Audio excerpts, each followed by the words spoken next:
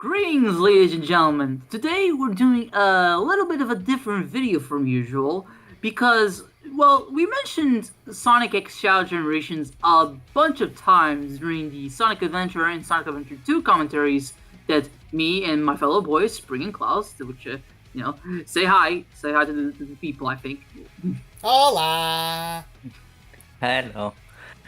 And, because we discussed that game a bunch, in those commentaries came out before that game's release, I thought it would be fitting that instead of waiting for a potential Sonic Generations or Shadow Generations commentary that probably wouldn't happen for many years, how about we do a discussion video since we all played the game close to when it launched? Actually, when it launched because we're crazy, and discuss our feelings about Sonic X Shadow Generations. This video will be split up in a few parts. I mean, not split up in the video itself, but I will be putting timestamps in the description just about, this is the part about Sonic Generations, this is the part about Shadow Generations, and some other miscellaneous stuff that we'll probably talk about where before or after. So, you guys ready? I'm ready. I'm ready. Yeah, ready for Freddy. Alright, so, before we start, let's just give a little bit of a small piece of what our mindsets were when we were thinking about this game, because this game got announced back in January of this year. A Sony State of Play out of nowhere. I mean, the game was leaked one day prior, which was funny, but then we saw the trailer and we were like, oh, okay, a Sonic Generations remaster. Okay, this is interesting. It's nice to have. And some people were like, oh, you can already play it on PC. Yeah, but what about the PlayStation 4, Xbox One, Xbox Series, Switch? So what about those? But then Shadow came on, and it's like, wow, his gameplay actually looks pretty cool. And we said that a lot in the commentaries. But then ever since the mini trailers have come by and all that stuff. So basically, what I want to ask you guys is, what were your thoughts on the game before it released? So what were you thinking the game was going to be and stuff like that? Well, for me personally, I didn't let myself speculate too much, but I was just stoked that we were getting another mainline Sonic game, or just another Sonic game in general, where we can play as another character that's not Sonic. Because my favorite part about the Sonic the Hedgehog series is all these wonderful characters and how we got to play as all of them in the past, and how they brought a variety of gameplay styles to the mix. And I loved that, and I was angry that they took that away from us for so many years. So I was just happy that, oh yeah, I get to play as Shadow again. Yeah, and that's about it. That was my main thought going in. As for me, so, okay, like you said, Rhino, the remake slash remaster, I should say, or port, was leaked beforehand. And when that happened, I wasn't too interested in it, if that makes sense. And that's because we were coming off the heels of Sonic Colors Ultimate, which, for those who don't know, apologize for my French, it was a PS4 remaster of the original game for the Wii. That's not French. And we were also coming off the heels of Sonic Origins, which is, nowadays, it's a totally fine compilation of the classic Mega Drive slash Sega Genesis games, but back when it launched, it was questionable with its selection of games and features. It's still questionable in my opinion. Yeah. So, the track record with Sonic and remaster slash ports was not the greatest. So, hearing that Sonic Generations, which is considered, for me as well, one of the best Sonic games, getting another remaster coming out of Sonic Colors Ultimate, I wasn't too thrilled about it. Especially when you compare with other Sonic games, like for example Unleashed, that's I think my biggest example, that also could have used a new port, a remaster, because yes, Sonic Generations could have used another port on the home consoles, and I agree. But we had the game on the PC. It has its quirks, it's not necessarily the best version of the game, it's true, No. but the game was still available decently to a large audience. Plus, even though it's not official, we had the mods to also remedy some of the problems. So, Generations was not on the list of priorities of games to be re-released, in my opinion, so I wasn't too thrilled. Then, when the leaks also said, oh, there's going to be a Shadow content, I immediately said, oh, it's going to be a superfluous edition, like they did with the Tails missions or the Metal Sonic stuff in Sonic Colors Ultimate, or like they did with Forces, where they added some episode Shadow, which is just a reskin of Sonic levels with Shadow. So I was like, I wasn't thinking too much of, oh, whatever they're going to do with Shadow. But then that trailer came out, and, well, I was pleasantly surprised. Like, seeing the original Sonic Generations looking great was fine, but then when Shadow appeared, and we saw Black Doom, we saw the Ark, we saw Radical City, we saw the Bio-Lizard, my excitement was only beginning to grow. And as more time went on, and we saw more trailers, we saw more things being re-released, I tried to avoid a little bit, because I didn't want to get all that spoiled, spoiling all the editions, but I was getting excited. And, it just grew and more as this Year of Shadow went on. We had the short series Dark Begins, which was amazing, and illustrated what the Hedgehog character was being done justice. The merch line was fun. Sonic 3 trailer was also making its rounds, and it looked great. And then we saw the new trailers again, like I said, for the Shadow campaign, we showed new levels returning, which is something I wanted. I wanted to see more levels. They even showed levels from Sonic Forces and Frontiers, which I thought, okay, this is perfect for a Sonic Generations remaster. You can add more stuff. And they did it in a different way than I was expecting. Shadow looked fun to play, it had its own abilities. And then we also saw the new hub world that looked awfully like Sonic Frontiers. So, when the game was finally released, I was definitely excited to play it. And, yeah, that's my thoughts about the game before it came out. Yeah. It's interesting thinking on the topic of remakes and remasters and ports, because the Sonic series is so weird when it comes to that stuff. Like, back in the day, we would get like a lot of ports of like the classic games, but like the 3D titles, really the only ones that have been consistently re-released were like the adventure games, and even then, they stopped getting re-releases like consistently a while back. I think the only really accessible versions of them nowadays are the PC versions, which thankfully did not get delisted. They're still on. Thank God. Thank God. But it's also like, why aren't these versions on consoles? Why isn't Heroes or Unleashed on modern platforms? I mean, fuck, I'm gonna sound kind of insane by saying this, but where's Shadow 05? Where's Sonic 06? Where's the storybook games? You know, those could really use, like, you know, having button controls on our consoles. I think people would appreciate those games a little bit more. Like, where's all that stuff? You know, just colors and generations. And the more I think about it, the more I feel like the reason why they chose colors and generations specifically is because those are the two Sonic games where people unanimously agreed, especially at the time of their releases, that, oh yeah, these games are great, you know, unlike all the other ones that all have their issues. And Unleashed, maybe the reason why they decided not to remaster that one right away is because they're still kind of wary about that initial response, even if the response has changed over time. But the reason why the response has changed over time is because a lot of people like me have grew up with the game, and now are the dominant quote-unquote audience in terms of what opinions are being said online.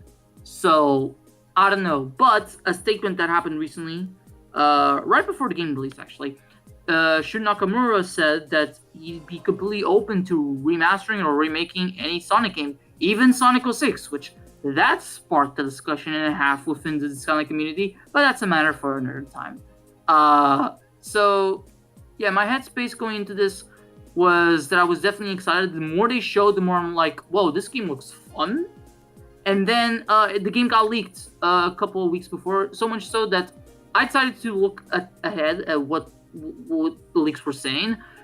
But I had to lie in one of our commentaries to keep you guys not spoiled, because you guys asked me to not say anything about it, so I kind of had to lie and say, if there are any rewrites, while I knew that there were rewrites. So, well, boy, do I have some opinions about those rewrites. But we'll get there. Yeah, and I think that's a good segue, since this game, while it's all about Shadow Generations, but it does contain a remaster of Sonic Generations, and oh boy, it does contain a remaster of Sonic Generations. Let's talk about it. Let's just to get the ball rolling. Let's start with something small.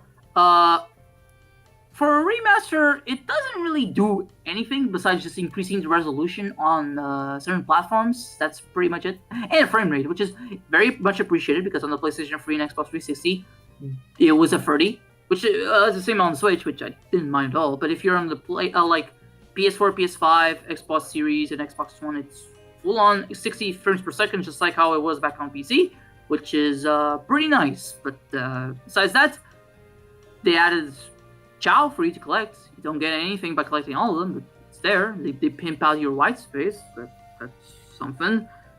And then they decided, hey, how about we rewrite the game script? And I'm like, oh. You forgot what edition? Well, okay. What did I forget? Drop dash. Oh yeah. Oh, okay. Should we? Okay. I want to talk about that. You want to go first when it comes to that? Okay. Yeah. I'll just be very quick because I don't have a lot to say.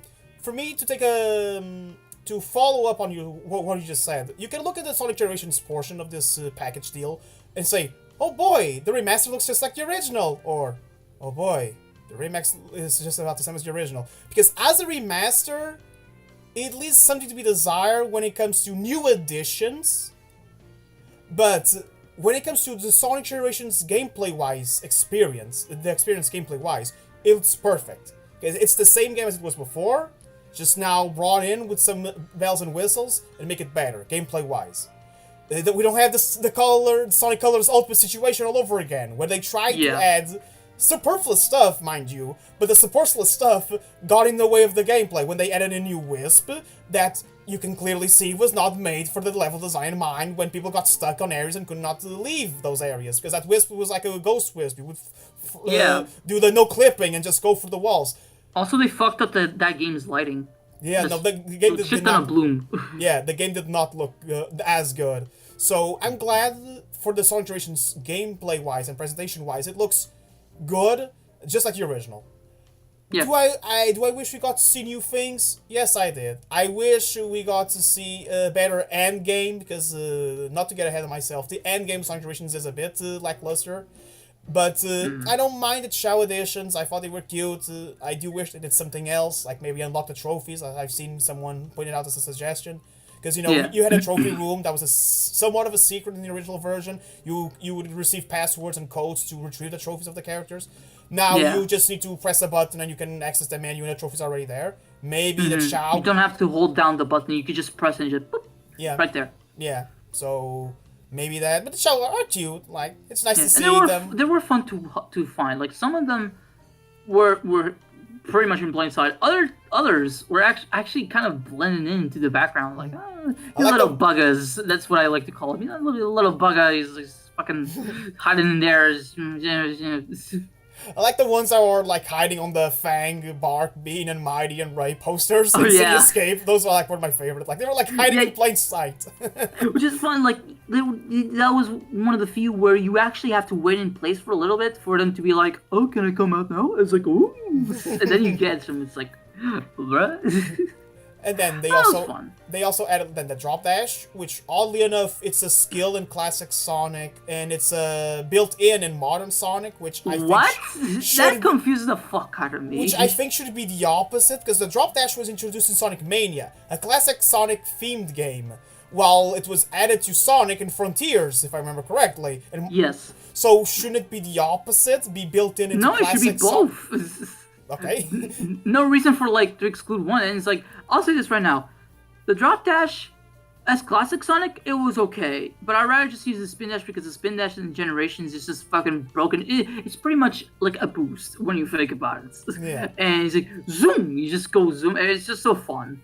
Kind of compensates for the fact that classic Sonic's physics are not the same as the Genesis games, but it still feels fun to play. So I have no issues with classic Sonic, and that does not change in this remaster. Yeah, because with the classic Sonic segments in the Generations, even though they don't feel like the classic games physics-wise, the game is built with that in mind. It's not like Sonic 4, where you feel awkward doing any platforming. While Sonic feels a bit heavy here, and I sometimes felt like I missed some jumps, the game is built with that in mind, and it's fun to play. And again, the spin dash just makes everything look so fast-paced, and it's fun. Yeah, I also recommend like going through. I don't recommend doing all the challenge acts, but I do recommend like doing the ones that give you the elemental shields, Yeah. especially the Thunder shield that you get like either at Speed High or City Escape, one of those. Because when you unlock it and you buy it, and you do the challenge, and then you can buy it at the skill shop, it gives you a double jump. And a double jump for some of the segments, and especially some of the red rings, helps you a ton. So I highly recommend that for people who want to get all of that, you know. But the drop dash for Modern Sonic, that actually fucked me up in some segments because think about it. So you do for Modern Sonic, so you jump, then you press the jump button to get to an air dash. Actually, in this case, it would be the square button, the homing attack button to do an air dash, and then you press the jump button again to do a drop dash, which sounds simple, right? Thing is that sometimes when I was platforming, especially in 2D segments, I normally, after I do an air dash, I go into the next platform like wanting to jump right away because, you know, Sonic is fast, so I gotta like time it right. But sometimes he would register that as a drop dash and he would just fly off the platform and fall, and I would fall to my death. And I'm like, fuck you, I wish I could turn it off, but I can't. Thankfully that didn't happen always, but god damn, I wish the drop dash wasn't here. It's such a superfluous addition, especially to Modern Sonic. I was like, ah. See, those were the type of additions I was afraid this game was gonna get. Like it happened with Sonic Colors, to bring that game up again. Yeah, but thankfully, it's relatively minor. Yeah. Like, so, it's just kind of there. I just wish I could turn it off. Like, I can't with Classic Sonic. What? It's so picky. Like, why can't I turn it off with Classic, but I can't with Modern? Like, what? It's not like Modern Sonic doesn't have skills to buy. He does, you know? One of the ones I constantly see speedrunners use is the Blast Off, which is pretty much like, as soon as it says go, you press the boost button and you just blast off. Like, that's one that people have used for years. So it's not like he doesn't have skills. He does. For some reason, they start to be wishy-washy about it. I don't know. But then they decided, hey, let's rewrite the game. It's like, what? Because, to get in perspective here, the story of the original Sonic Generations, the English script specifically being written by Ken Pontek and Warren Graff, which also wrote the script for Sonic Colors and will later on go on to write the script of Lost World and Forces, was very bare bones. There wasn't much there, you know? And it also reeked of missed opportunity because Sonic Tails would, like, talk to each other like, oh, about Green Hill, oh, about Chemical Plant, and then they never do it in any other stage ever again, which feels, you know, missed potential. And also, I mean, at least the comedy was not as potentially cringe as it was in, like, Colors or especially Lost World. But it kind of just went back to the problem that there isn't much of a story here, and this game is just really more about the gameplay. But with this rewritten script, it's so odd because I believe Ian Flynn tried his best to make a script that could appease both old and new fans, but, and also like maintain the continuity as now the Sonic series actually gives a fuck about the continuity now. But this script is so weird because some dialogue is not changed at all. Like the entire Eggman epilogue scene is the exact same lines, which I appreciate. I always like that. I always quoted that scene. But it also feels odd that there's nothing really new. And then there's also the lines that are just changed, like without the time stones. Like, okay, makes sense they're referencing the time stones, but also they're not referenced ever again because the animations, for the most part, like 99% of the animations were not changed. They're the exact same, which in itself led to some problems, like that infamous, okay, thanks, Sonic. Now then, where's the rest of my island? And then Classic Sonic just touches his tummy because the original line was like, hey, have you gained weight? Yeah, because that's the thing with Sonic Generations plot. The original, like you said, it was underplayed. For a game, I don't mind a simple story, but for a game that's supposed to be, you know, a celebration of an anniversary, and you're going back to previous levels, would it be nice to hear Sonic and Tails, you know, talk about the level they were in, like they did with Green Hill and Chemical Plant. So the original generation didn't have any big plot to speak of. But the thing is, these rewrites, they are a way to reflect the franchise new direction that they are trying to, like you said, actually care about continuity and linking all past games together cohesively. We saw that with Frontiers, for example. Mm-hmm. And now the characters have now what I call updated characterizations. For example, Sonic now has a bigger appreciation for his friends. Like, he comments a lot, oh, we have to say my friends, or hey, those are my friends! While in the original one, he would say, hey, not cool! Oh, this is basically giving deja vu! So, like, there's some lines that got changed where he shows worry for his friends. Amy's lack of obvious crush on Sonic, that she still has, but now it's more, subdued, yeah. I don't want to say subtle, but subdued. And Knuckles' bigger emphasis on his island. On a technical level, though, it feels sloppy. For example, the biggest example, in the opening cutscene, we see Sonic approaching his friends. His friends wish you a happy birthday, and then he greets Tails and Amy. In the original cutscene, in the original version of Sonic Generations, Amy goes for a hug, and then Sonic grabs her by the head and pulls her away. And then while he's talking to Tails, he's doing just that, while Amy is trying desperately to hug him. This is like, on par with the old Amy characterization of her being a fangirl and auto-proclaimed girlfriend of Sonic. In the new version, she still goes for like a hug or a kiss, but then when Sonic is talking to Tails, we see Amy just grabbing the cupcakes. One blue and offering cupcakes. Yeah, offering cupcakes to Sonic. One Which, blue. interestingly enough, they're actually colored blue and pink. Yeah, that's what I was gonna say. Like, they are still colored blue and pink, which again does show that she has a level of appreciation for Sonic, but is more subdued. But then in the next scene, when the time meter appears, the cupcakes are gone. So, like, again, it feels a bit sloppy. I don't mind the new scene itself. It's the way it's edited that feels sloppy. It's like they go out of their way to change some scenes, but they don't make it like, oh, it flows natural. I think that's the biggest problem I have, that also extends to the dialogue. It doesn't feel natural, it doesn't flow. The new dialogue doesn't always match the lip syncing, and even sometimes doesn't match the original animation. Like you said, Rhino, the biggest example is when you save Knuckles with classic Sonic. In your original scene, he says, hey Sonic, did you gain weight? And then classic Sonic, of course, rubs his belly. You know? A simple joke, not a laugh out loud joke. But that was the scene, that was in the purpose of the scene. Now Knuckles just says, hey, where's the rest of my island? I ate it. It's like, what was it that hard? If you're going to change the line, to replace a joke with, I guess, a reference to his island, quote unquote, why not change the cutscene as well? That's what feels sloppy. They change some scenes, but then they don't change others. For example, another big change they did, this one I actually appreciate, in the original scene, if you save the characters as modern Sonic would just pose silently and then react to the character. Like, for example, Amy, he would give a facepalm and look to the side. Charmy, he would like scratch his head and like, And now he actually talks to the characters. And I do appreciate that, which again falls in line with what I said. They were trying to show an emphasis on Sonic's appreciation for his friends. I don't mind those alterations, but then you have the ones for classic Sonic where they don't change, and it's like, it's so weird, it's so bizarre. Why didn't they? It really does feel like they only had, it does feel, and without jumping really too much the gun here, but I really do feel like they spend most of their budget on Shadow Generations, while Sonic Generations, they didn't make many alterations because they just didn't want to spend too much money on making alterations for that game when I wanted to spend more money on making like Doctor Strange segments in Shadow Generations, you know? Which then begs the question, why beginning with the alterations in the first place? Yeah, I mean, I'm not sure what their mentality is in terms of doing this, because the thing is that with Sonic Colors Ultimate, they didn't change the voices, didn't change the script.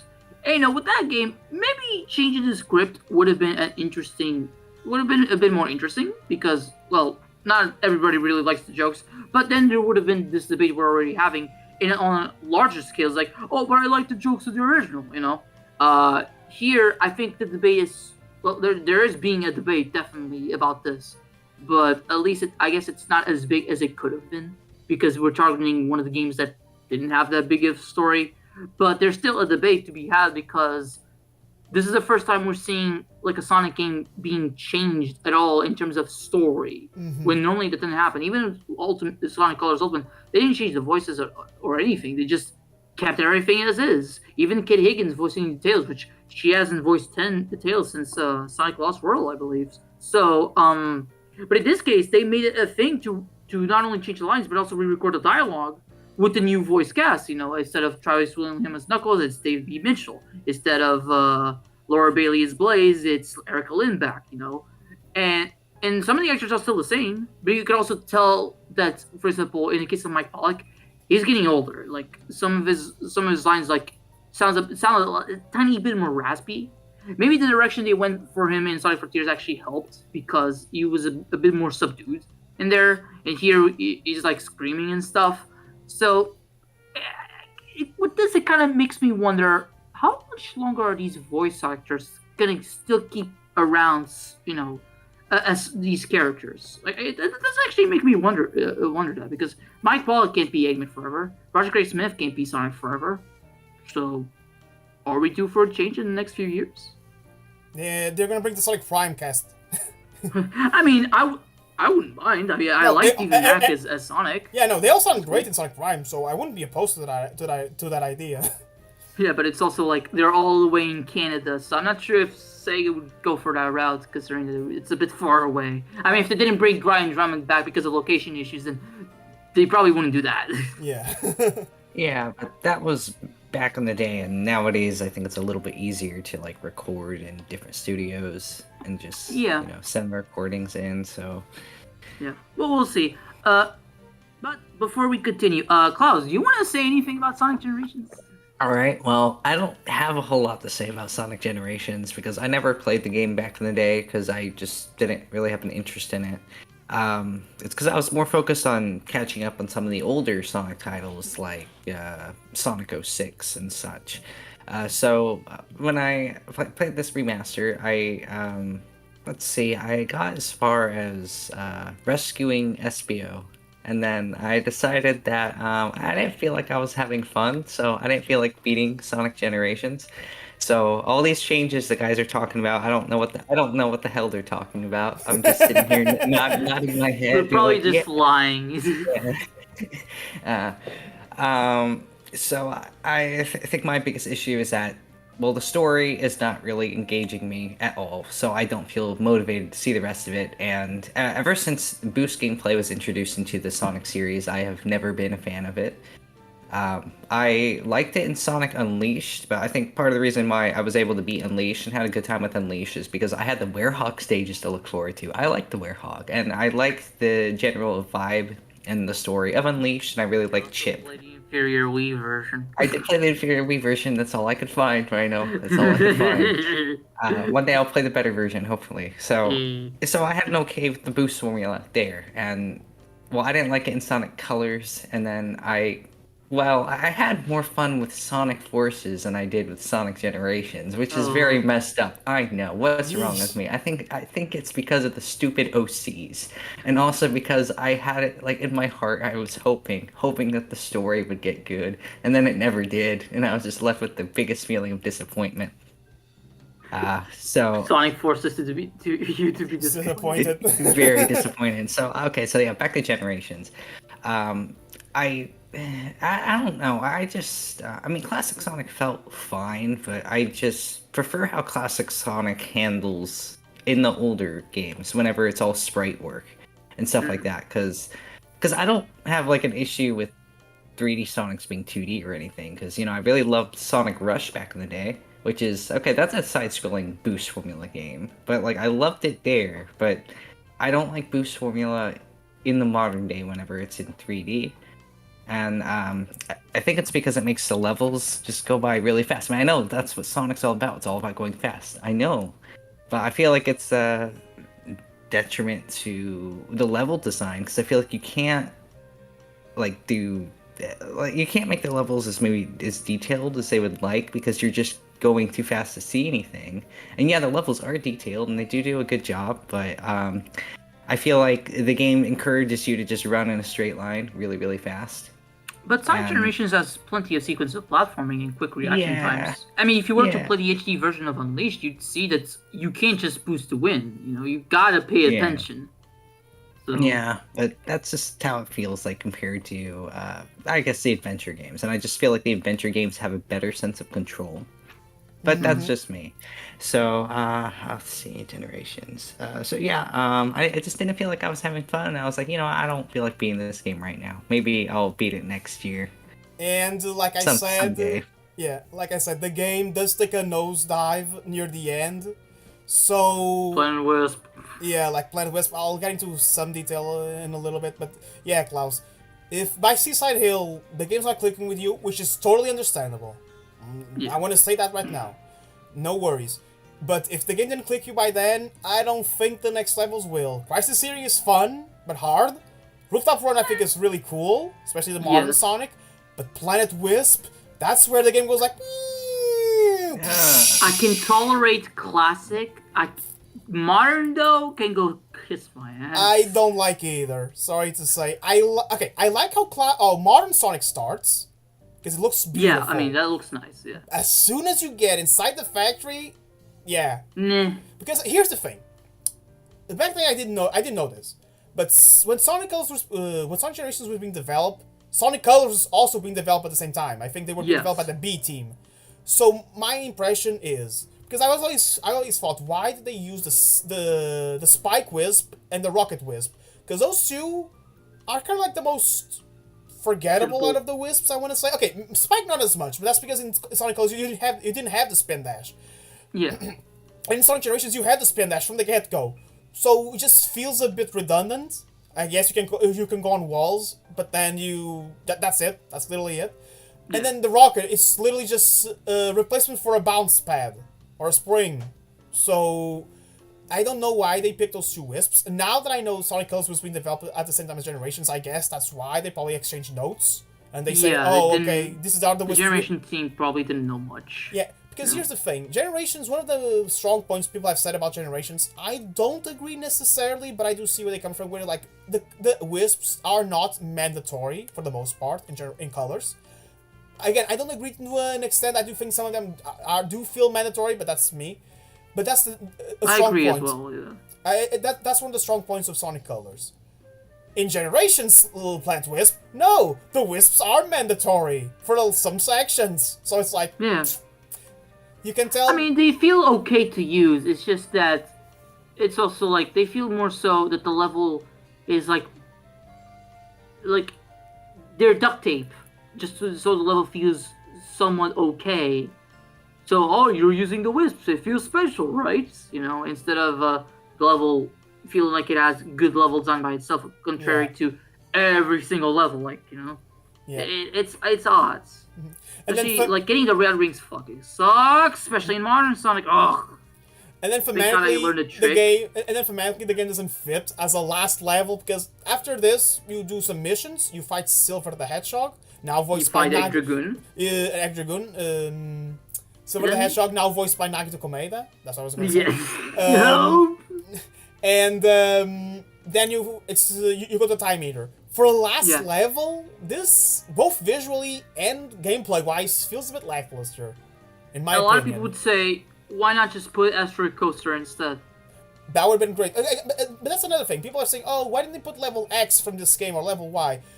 Sega conducted a poll to see what were the popular levels from each respective game, so this was the Yeah, final but that's a result. stupid way to go about it, because everybody's just picking city levels. I get those are the most Dude. iconic ones, I suppose. I mean, for fuck's sake, I feel like we should have gotten Kingdom Valley instead of Crisis Series. Now we do, thanks to Shadow Generations, but you get what I mean, right? I do prefer Crisis City as a pick for Generation. I do prefer Crisis City because it looks really unique. As in, oh, it's a destroyed city. Yes, it's city level, but it's destroyed. The ones I actually debate replacing is either Speed Highway for Sonic Adventure 1 or Rooftop 1 for Sonic Unleashed. Those are the two. I love those levels. Make no mistake. But I wouldn't mind replace them for something else. For more How about variety. you know what? Maybe either Cool Edge for Sonic Unleashed or Jungle Joyride, which is Adabats, so the tropical level. That would have been interesting. Especially because Adabats, Jungle Joyride was one of the harder levels in Sonic Unleashed. That level lasted like fucking 5 minutes if you were good enough, because there's a lot of of dangerous things happening. You have to like boost on top of water and make sure you stay at that speed. It was fun, but holy shit. Also, fun fact about for you, Klaus. If you are able to go for that stage without getting hit, you get over 1,000 rings. Wow. Damn, that's Yep. crazy. You set that for life. Over 1,000. But Sonic Unleashed was also the first game in this franchise where you only get an extra life after the first 100 rings. You don't get extra lives for the others. So yeah, That sucks. Right. and it's fine considering that the game just gives you lives. So, Yeah. but yeah, Sonic Generations is the game. Like, Oh yeah, maybe the Sonic Winter stage. It should have been. It should have been the temple. Should have been Lost World. Oh yeah, that would have been interesting. Lost World would have worked really well, I'd say. Either that one, I would love Emerald Beach. That's like, Emerald Coast, Emerald Emerald Coast, Coast. sorry. That's on the 3DS version. Yeah. Or Twinkle Park actually would have been cool. Twinkle Park, I'd Yeah, say. amusement park. Yeah. But, There's a lot of things, but it's that that's the thing. Sonic Generations is 13 years old, and while the game still plays well and controls well, and it's still a fun game to go through, you can tell it's aged now, especially compared to the other game in this package. that's the other thing as well. It's fun looking back at Generations. Like, you see the wanted posters of Fang, Bean, Mighty, like I said, and it's like, yeah, these characters are back now. Yeah. Or, for example, again, you play as Classic Sonic. Now we have Mania and, to a lesser extent, Superstars, which actually control much better. Yeah, Superstars, I mean, controls about the same as Mania, so... Yeah, so Yeah. if we want that classic feel, I think now Mania and Superstars got you covered. At the same time, I had a lot of fun going back Generations. I played the original version this year, before it was unlisted on Steam, and then I played it again when I got the package deal in October, and I was still having fun. I was humming City Escape when I got to that level. That's one of my favorite levels in the Generations, like the City Escape for both Classic and Modern. It's really fun. Seaside Hill, I sometimes feel it's the black sheep because no one plays that level. I like modern Seaside Hill. Classic is okay. Me, as the resident Sonic Heroes fanboy of this trio, I love everything those levels have. I love Classic Sonic as the underwater level, and it feels nice, unlike some other underwater levels in Classic Sonic. And Modern Sonic just puts a smile on my face when I saw they put like 3 different ways to reach the pathways. For example, the cannon will take you either go on the bobsled, you go under the turtles, or you just go on the ruins. Like, they were combining Or race car! the bobsled, like I said. Oh, yeah. They were like combining both Seaside Hill and Ocean Palace, which I really enjoy. So even to this day, those levels are fun. Like, they're still Crescent fun. City is fun. Crescent Like City is modern, like I love the violins on the. I love the on that. classic Sonic version of Crescent City. It's so good. Yeah, the troll at the end. Like, again, this game is still really fun to play. If you get used, I should now put a little asterisk here, if the boost gameplay speaks to you, and if you get used to the controls, because to not go, to spoil some things in the other package deal, the controls for modern Sonic and Classic Sonic don't feel smooth, or as smooth as they could be, like Klaus was saying. Yeah. So, it does take a bit to get used to, and the game definitely aged. And again, again, as soon as I got to Planet Wisp, I'm like, Yeah. I mean, I could definitely notice when it comes. I especially feel that more in 3D, but sometimes I feel that more in 2D. Where in 3D, if you're going at high speed and you try to turn, it's pretty difficult. You have to rely more on the drift, and even then, you have to be careful of the drift to not go too overboard. Even though the drift in Generations is better than the one in Unleashed, you still gotta be a bit careful. But also, another thing that I actually prefer Unleashed more than Generations when it comes to controls is that, for some reason, in Generations, they decided to limit you on where you can use the light speed dash and where you can wall jump. Like, oh, you can only wall jump on these specific walls. You can only light speed dash on these specific trails of rings. When that wasn't the case in Unleashed, and in my opinion, had the best light speed dash, period, was in Unleashed. Because you could do it on any trail of rings, it was mapped to its own fucking button, and it was pretty responsive. So, why did they decide to limit it this time around? I have no idea. But again, a lot of these complaints I have with Generations are not to undermine the fact that I still have a lot of fun going to Generations, and I had plenty of fun revisiting Generations, even if the challenge acts are very wishy-washy in terms of quality, in my opinion. Yeah, I agree 100%. Yeah. Unfortunate that you were not able to enjoy Generations. Maybe next time. I'm just kind of like now sweating balls over what you'll think about HD Unleashed. Like I said, I enjoyed the Werehog, and that was like most of the game. So at the very least, I love the Werehog stages. So You know, like the daytime overall, stages are peculiar because they're fast paced. You need to have quick reaction time, and also the game gets quite hard by the ends in both segments. Eggman Land, anyone? Yeah, I got an S rank on that recently. Hey, yeah. I so want to show that game to you guys. One day. So with that all being said, is there anything else you guys want to talk about Sonic Generations before we move on? Just a three-letter sentence. Three-word sentence. Okay. Time Eater sucks. Fuck the Time Eater. Like, here's the thing about the Time Eater. It's not like that boss is really hard or anything. It's just boring as shit. You just boost, press triangle to dodge, boost. Look, Sonic, that looks like a homing shot. Be careful, Sonic. That looks like a homing shot. Be careful, Sonic. Homing shot. They went out of the way to re-record all of those fucking dialogue pieces, again, even though nobody liked them. Yeah, like, again, they went out of their way to change dialogue, to change jokes for references, and yet the most crucial part that people didn't like dialogue-wise, they didn't change. Again, priorities. Oh god. At least the ending is satisfying. Yeah, Silver now has a chili Photoshop chili dog. A chili dog that clips through his gloves, and Sonic Sonic's. I mean, in general.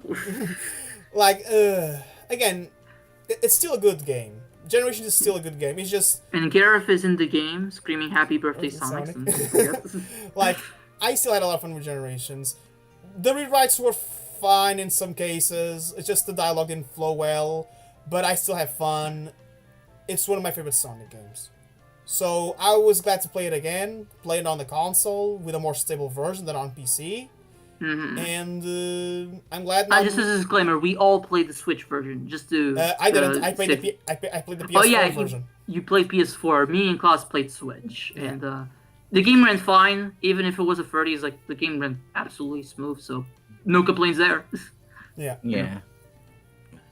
So it's Shadow the Hedgehog Shadow Generations. But before that, All Hell Shadow, Heroes before Rise that, Again. we have to discuss one thing. Obliterating everything. What do you that's guys not think your about? friend. Sorry. Wait, what? No. What did you guys think of Sonic X Shadow Dark Beginnings? Just quickly. I know we already mentioned it in the commentaries, but for the folks who probably didn't watch it and are watching this video, what do you guys think of that animation? I mean, I can't complain. It just makes me wish that we could get a proper Sonic anime again.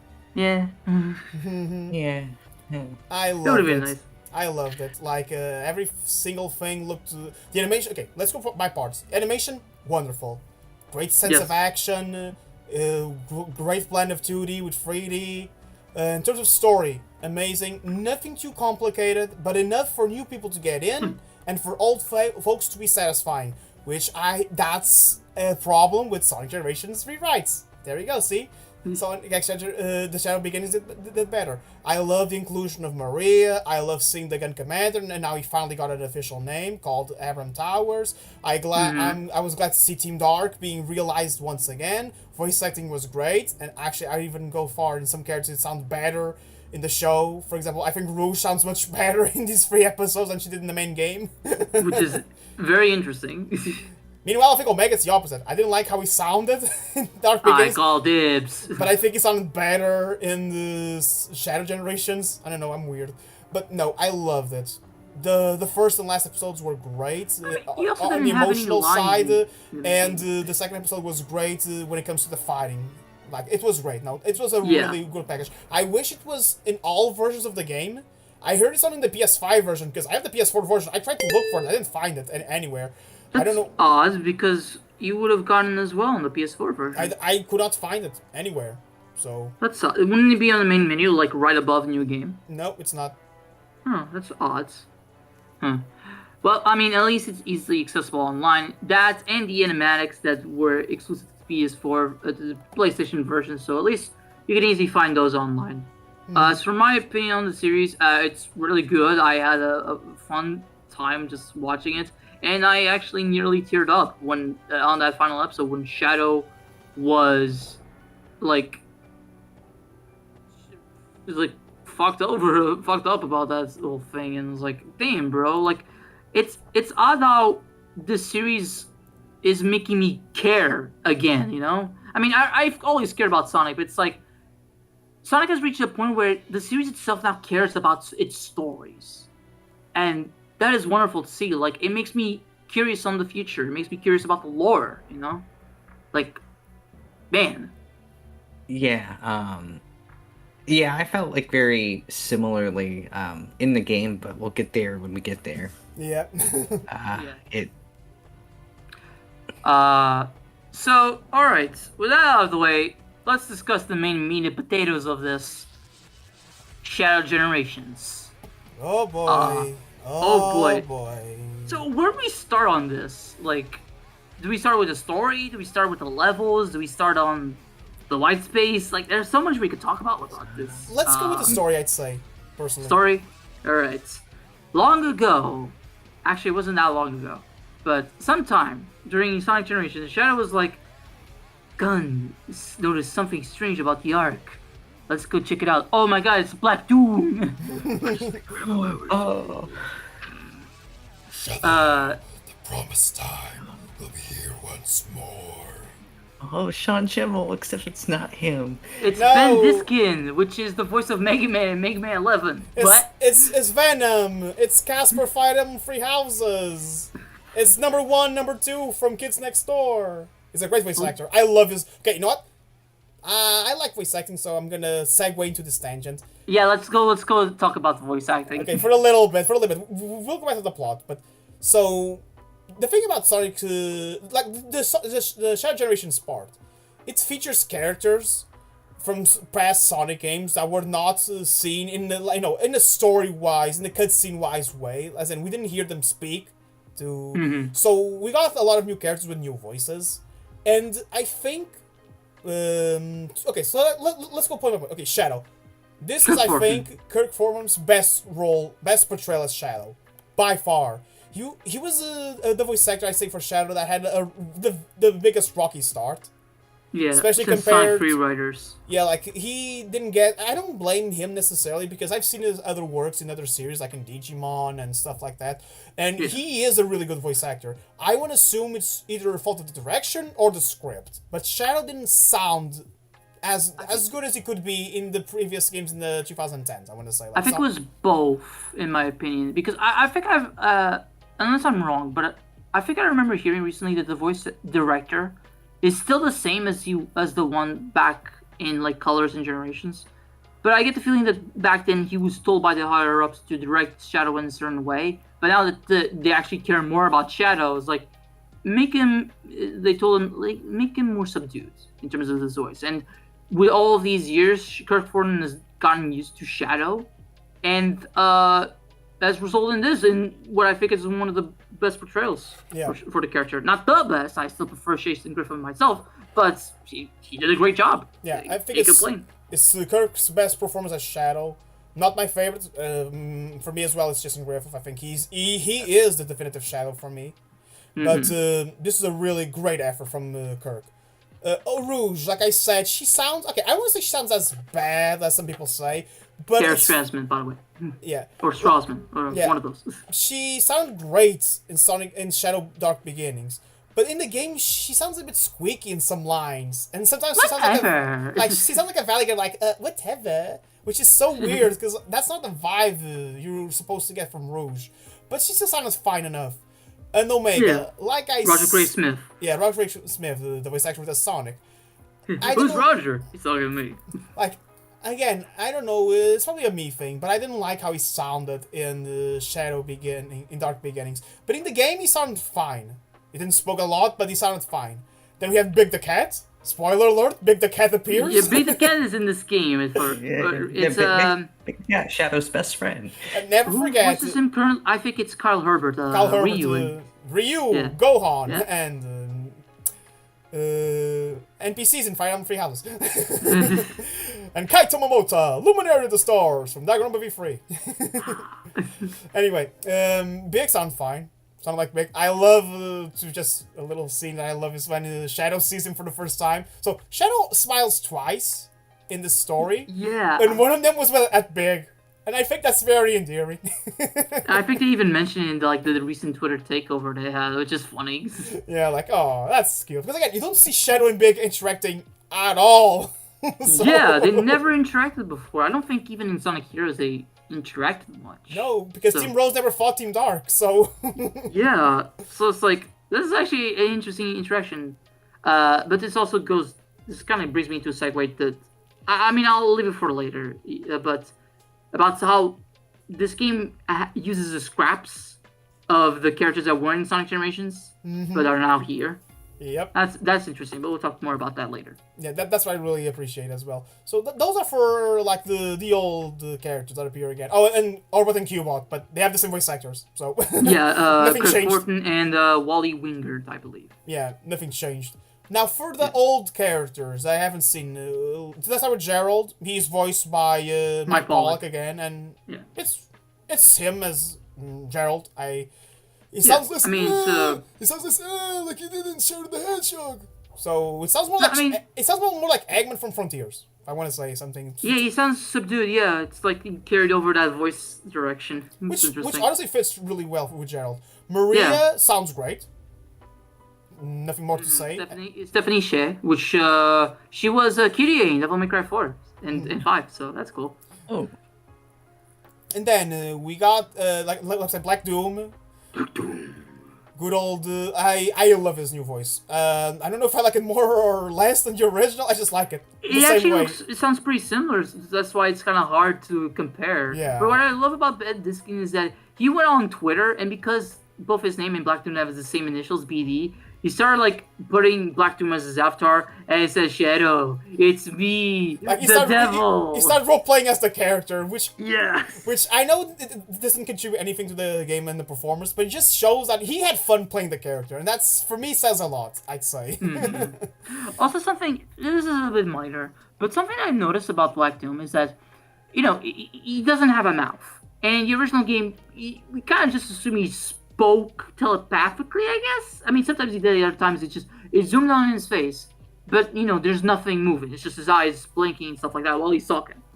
But here, what I noticed is whenever he talks, the muscles where his mouth would be actually move when he's talking, which is very interesting. Again, shows the bigger emphasis on the animation. Sorry, Klaus, you were saying? Oh no, I was gonna say maybe he just that it just it vibrates and just emits the sound waves, kind of like the way dolphins communicate with echolocation, except he can somehow make his voice do that because he's an alien overlord. He can do whatever he wants. I'm like the devil from Bible, But yeah, and then for the two peculiar cases, I want to say, Memphis, Tennessee, and my boy Metal Overlord. Which, full disclosure, I was hyped when I saw him confirmed for Shadow Generations. And let's start with him. He's voiced by Ray Chase. Chase, which when I told you that, you were like, what? I knew who he is. I know who this voice actor / actor is. Yeah, he's the Subway announcer in Persona 5. Let's go.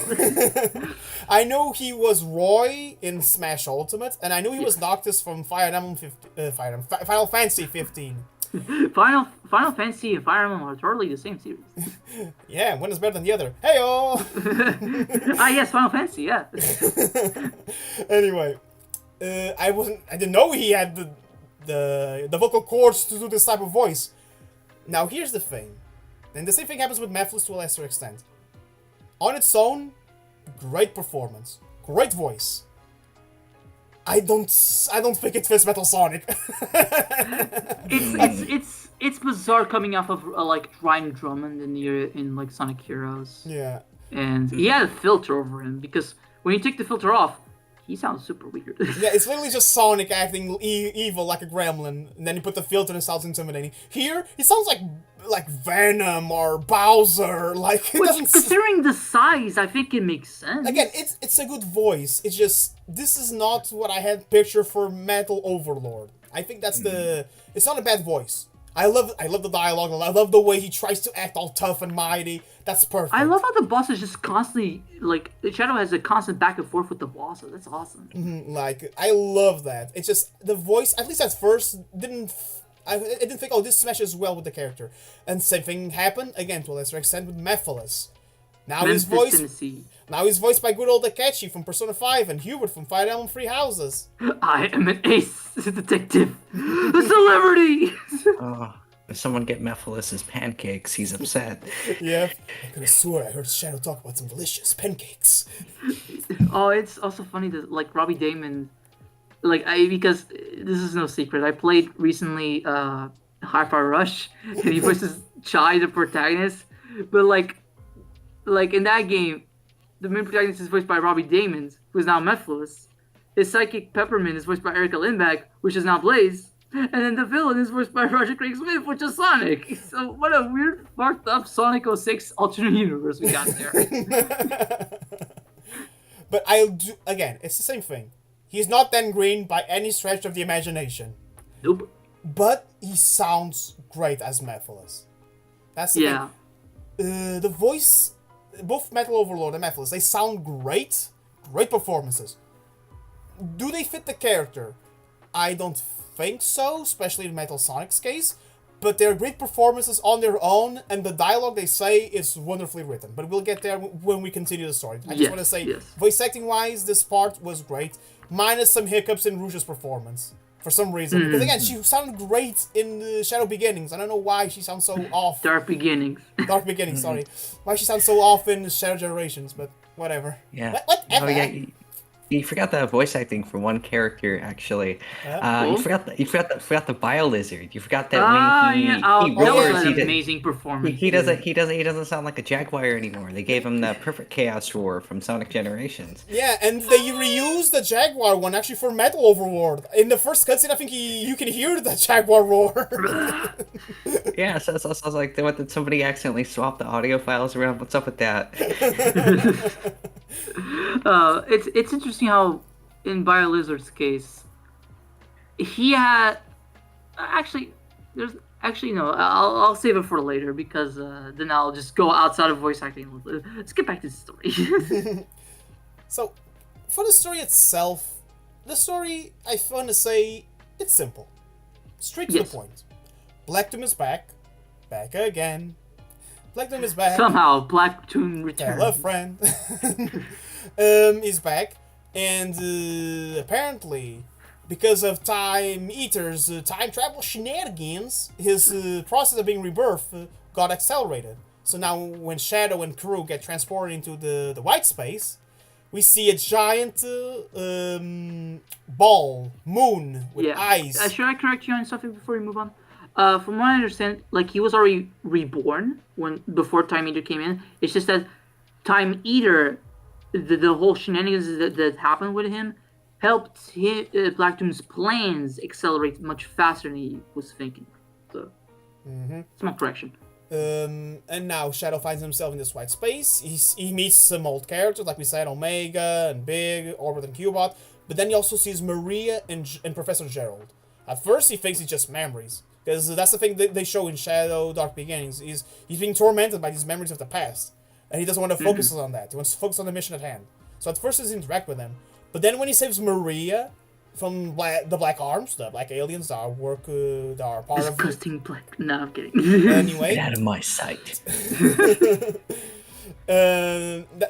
He talks with Maria and Professor Gerald. They try to understand what's going on, what is Black Doom's plan. And then at the end of the day, Shadow fights Black Doom. Since he receives new powers that are connected to his Black Arm bloodline. He gets wings, he gets a little manta ray guy that looks like the Pokemon icon to swimming back in the Gen 1 days. He becomes a squid. He becomes a squid now, he's a hedgehog now, he's a squid now. And behold, Doctor, I can fly. So he gets Oh new my god, powers. he can fly. So he gets new powers, but when he gets new powers, Black Doom also gets new powers. And he wants to use Shadow as like a vessel to be reborn in. As either he becomes like fully obedient to Black Doom, or Black Doom will just like, okay, I'll just take your body then. Peace.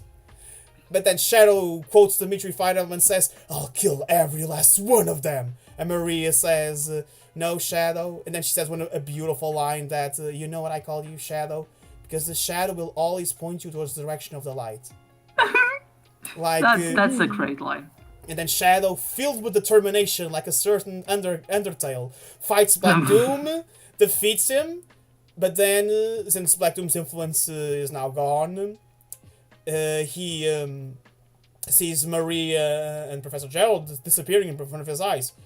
He at first always contemplated, maybe I can save them from their grim fate, because for those who don't know, these two characters don't have a good ending. It involves guns. Involves gun and involves guns. So Shadow, when he sees them disappear, he immediately says, I'll stop, I'll freeze this time, like I'll save this moment in time. And Maria says she'll always be with him. Because Maria doesn't know her grim fate. Gerald developed some ideas, and probably we'll get there soon, because we'll discuss his journal. His journal, because his journal, I think, is the meat and potatoes of the story, in my opinion. But Gerald, I think, probably already has an idea that he's going to meet a grim fate. Maria doesn't. Which makes the ending so bittersweet when she says, even if something happens to me, I'll always be with you, Shadow. And then Shadow just runs away, passes for Rouge, and Rouge gets hit by a tear, indicating that Shadow is crying, but he committed, like he made his choice. He let time flow natural, and then he joins Sonic, where he says, "You get this, Sonic." Oh, sorry, no, it's on your feet. Now he says, "On your feet, Sonic." No, I think it's just on your feet. I know, I was joking. You get this, Nick. But talk about like a good story. Like, it knows what it wants to do, but it does what it does well, especially when it comes to like character interactions. I've heard the argument that maybe we could have gotten a few more cutscenes with Shadow interacting with Maria and Gerald, but I think what we got was good.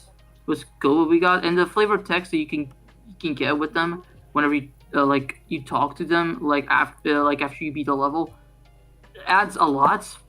Especially some stuff like Maria has a baby sister. Mm-hmm. What? Ends or Gerald had overall. 2 sons? What? Yeah, I mean, it was always implied, considering that, well, Maria is Eggman's cousin, so naturally there would at least be another son. But it's nice knowing more about the Robotnik family, you know. Mm-hmm. And this is an interesting discussion, because the thing is that some people would point out that Shadow 05 was the game where, goodbye Shadow forever, letting go of his past and all that stuff. But in this game, he has to confront his past dead on. So what I interpret is that he moved away, but he can't not confront his past forever. And this is the situation is perfect. I think they chose a great game to remaster to make this kind of plot, because going back in time and seeing his previous experiences and confronting his own personal demons with this generation's formula is fucking perfect, and it helps. And it kind of feels like at this point Shadow's arc is complete, and he can just do other adventures and have cool new stuff happen. I mean, kind of like what happened to 06 in a way, but now, maybe with consistent good games. Mm-hmm. There's so much to talk about, and we'll mention the Gerald Robotnik's journal in a bit, but this is a good time, and I really enjoyed it. I mean, I think the moment that it was like, okay, this is, they get it, is Shadow tearing up at the end. Mm-hmm. That just felt very poignant me, to the story. For me, it's that moment, and it's about when he smiles at Maria, and it's a smile. Because here's the thing: a character like Shadow, we don't see him smile too often. No. But when he does, it's always poignant, and this one felt the most poignant. When he tells Maria he's gonna keep her promise, because Maria always wanted the happiness for everyone, happiness for humanity. Yes.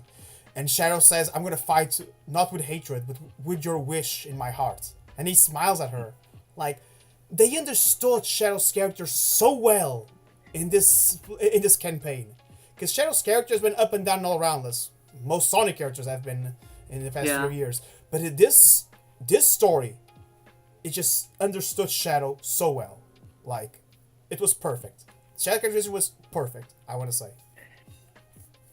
Yeah, and that moment at the end when he was telling Maria all that, he was like holding her hand and all that, and about to go to the final battle, that actually made me tear up a little bit. I was surprised, you know. Sonic the Hedgehog hasn't made me feel emotions since I was like 8 years old or whatever, watching the Sonic X anime with Shadow and Maria and their whole story there. So it's funny, it's like the very first thing in the Sonic series to make me feel such profound emotion was also like the most recent thing to make me feel this emotion. Just the connection between Shadow and Maria.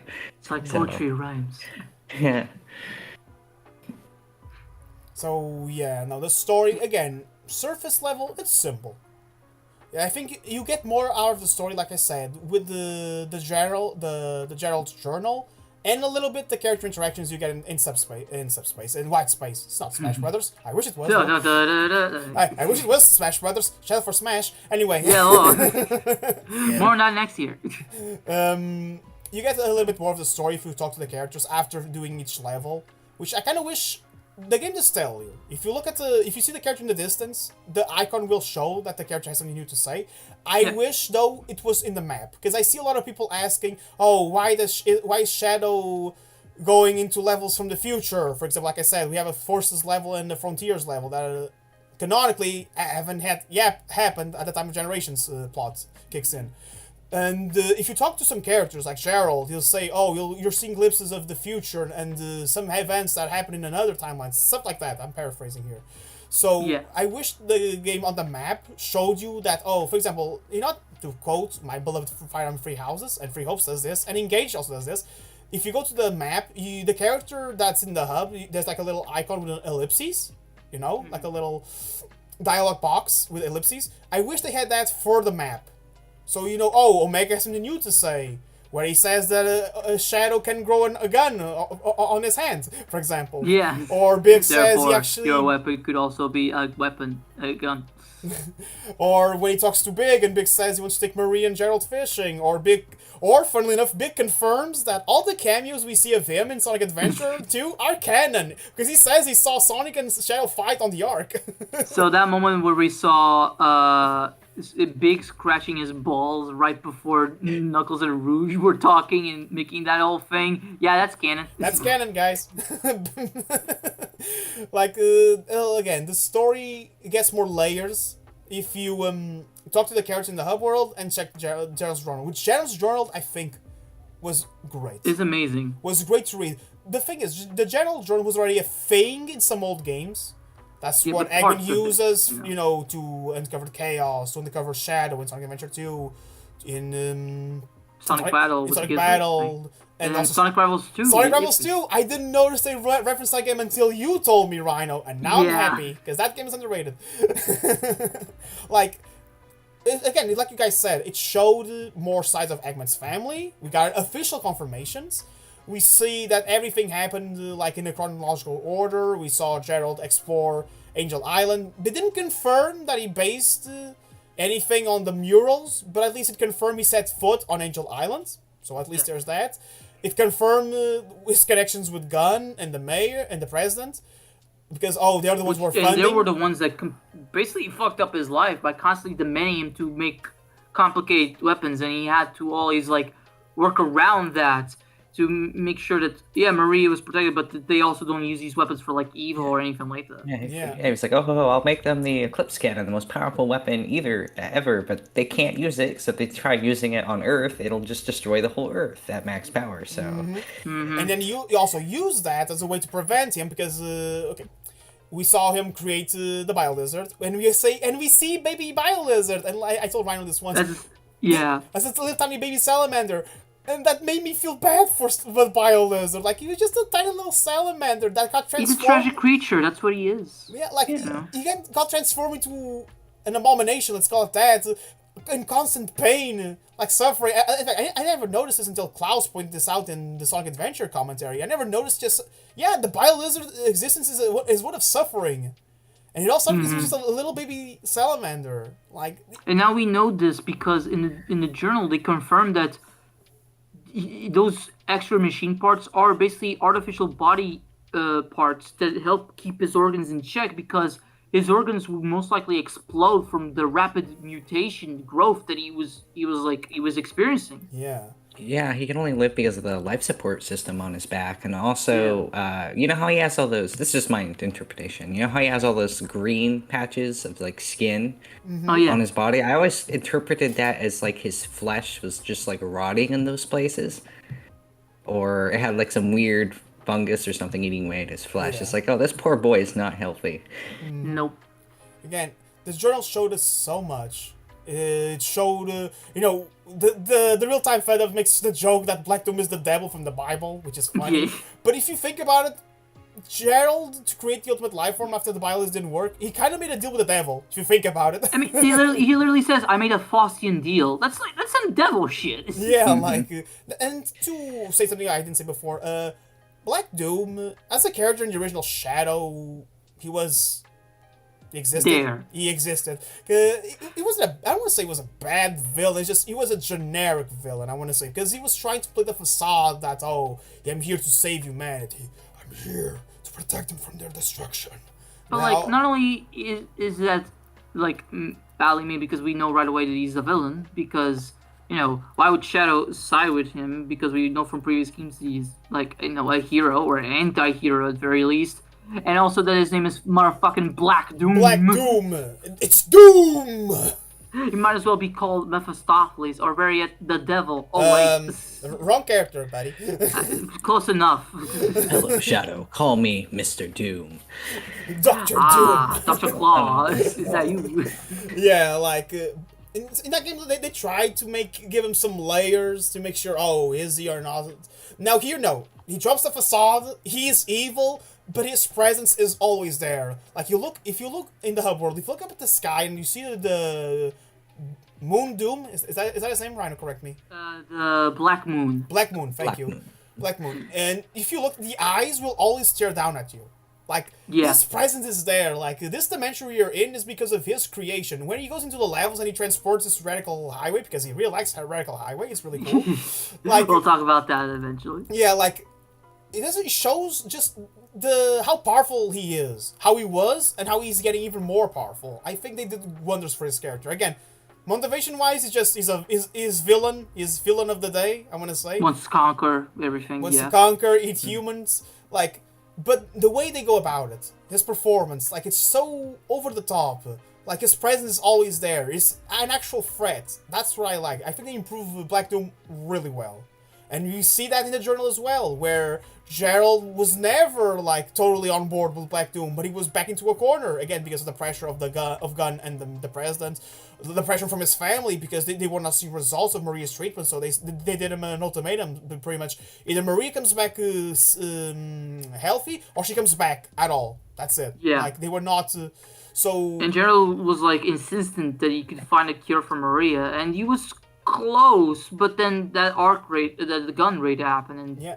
And the gun raid happened because of Emerald. The Gizoid, right? No, first for Gizoid, Emerald, because apparently, without Gerald knowing, or without Gerald doing anything, the scientists, and I'm assuming Gunn, made him absorb weapons. So he went on a rampage that we see on the the Dark Beginnings. And then that rampage alerted the artificial chaos. Yeah, which ties and back. It made him go haywire, pretty much. Yeah, and that's why Gunn went there to shut everything down. And because they didn't want to get any connected to that, they killed a lot of the researchers on it, including Maria, and they upgraded the Robotnik. So again, this journal really shows the dimensions and the layers of this story. How it's the past, how you can tell even by the first pages, you can feel the sense of tragedy. This is a tragedy that's about to unravel, and you know it, but you never know how far it goes. And I really appreciate that. It combined all different pieces of games lore from way past then that were never brought back. They were brought back. They were done justice. That's something I really like about Shadow Generations. They took elements from Shadow the Hedgehog, which whether or not our opinion on that game, the game is considered not one of the best Sonic outings. Yeah. The fact they went back to it, because that's something Sega always does. If something doesn't work well, or doesn't work as much as they want, they immediately discarded it.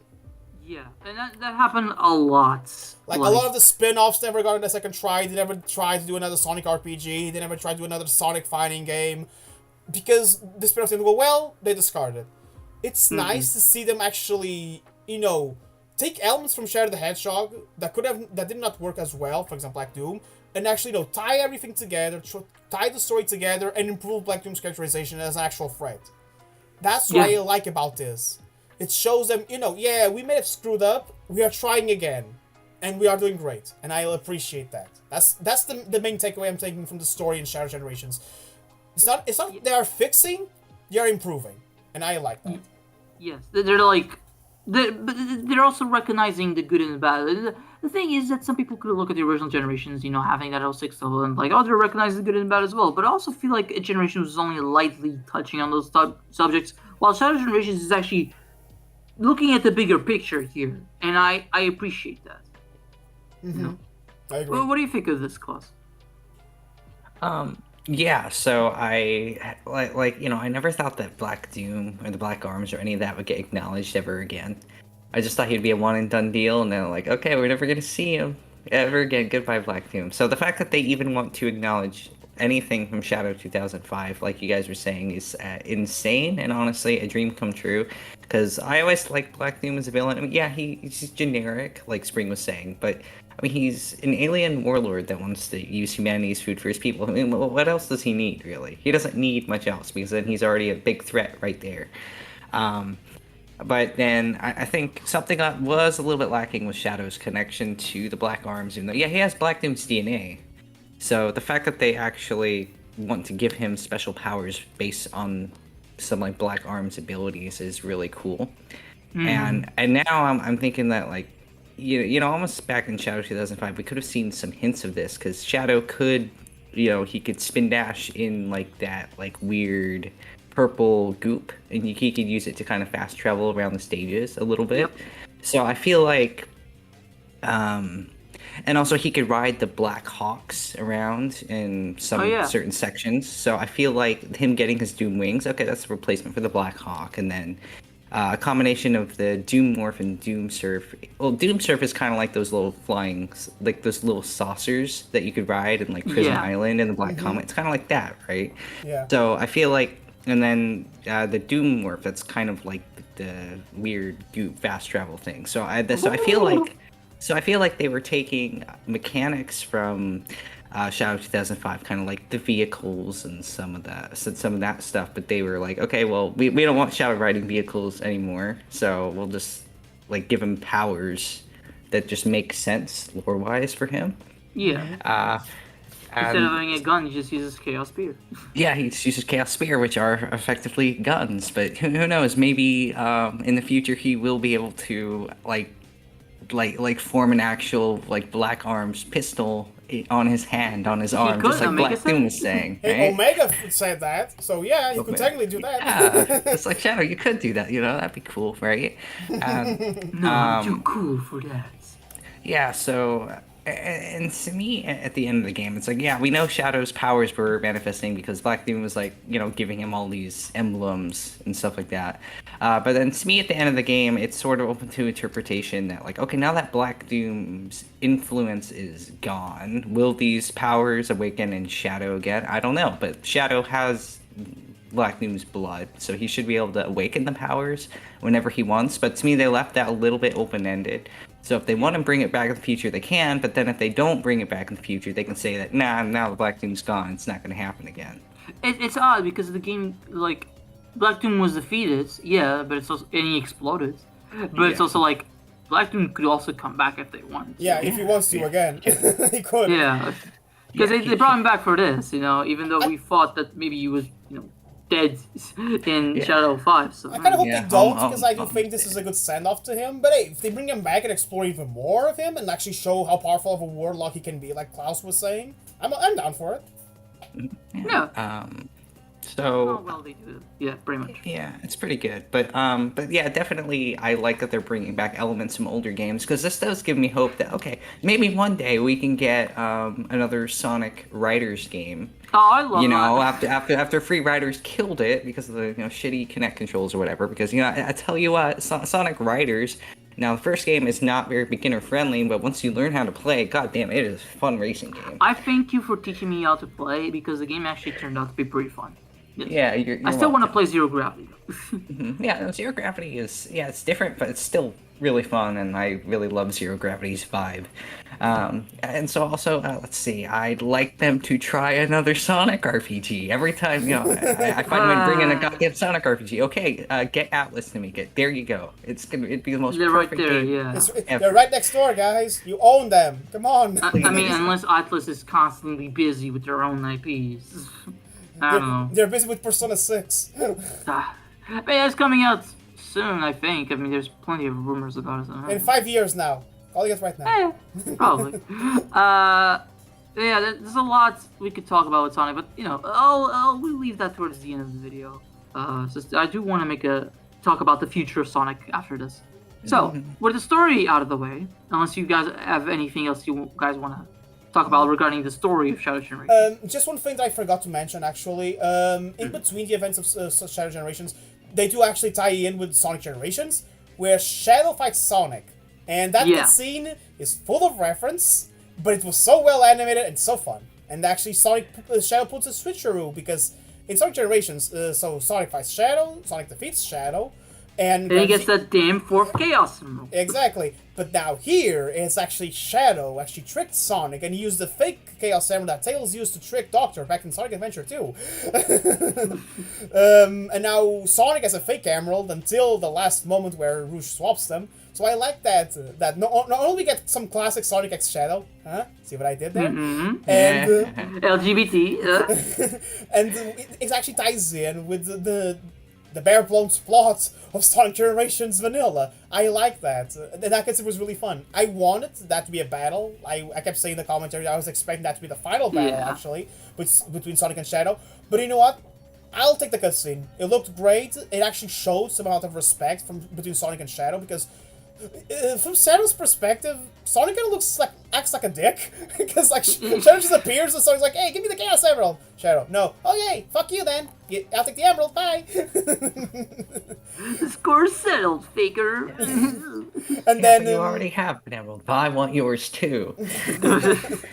And then, but then we actually see something that I wasn't even considering, because we see Shadow tap into the Black Doom's powers, but he refuses to use them against Sonic, which inevitably leads them to his defeat because he got distracted. But I like that, because then he says, "Oh, the victory will be either on my conditions or none at all." You can tell Shadow just be like, "Oh, I want to defeat him on my own," but also shows a bit of respect. They're like, "No, I want to defeat him because I want to prove I'm superior to him with my own capabilities," and that was really nice. This really is Shadow's best characterization in years. Even the IDW comics were struggling to make him a good character, but now Shadow actually shows respect to Sonic. He's like, "Yay!" It was perfect. I just want to add that because if you think about it, it doesn't really contribute that much to the plot, to the main plot, but it's a really cool scene, and again ties in with the main events of Sonic Generations Vanilla, which I appreciate that. And again, the twist of using the fake Chaos Emerald from Sonic Adventure 2, that's clever writing, I want to say. Even if you really have to think the fake Chaos Emerald was left in the Ark all those years since Sonic Adventure 2. It is odd. Shadow just picked it up, so just because. It is you do kind of wonder, why did you pick it up? Was there any reason for it to pick up? And he's just like, just in case, I guess.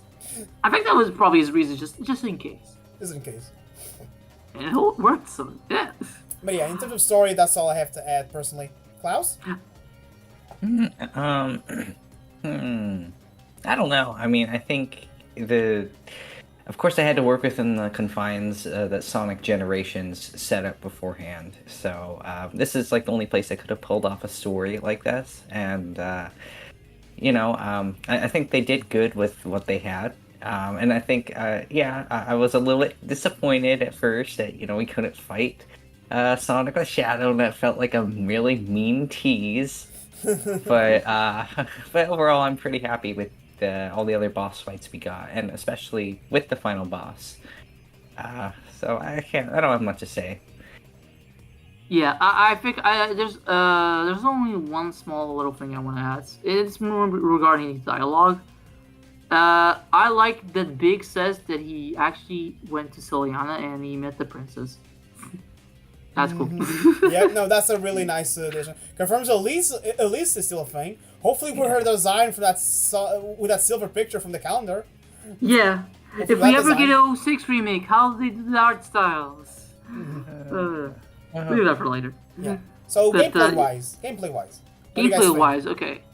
I think I'll start because Shadow could, because this is the thing I noticed, especially going from Shadow Generations to Sonic Generations, because I played Shadow first and then I went back to Sonic Generations and played that.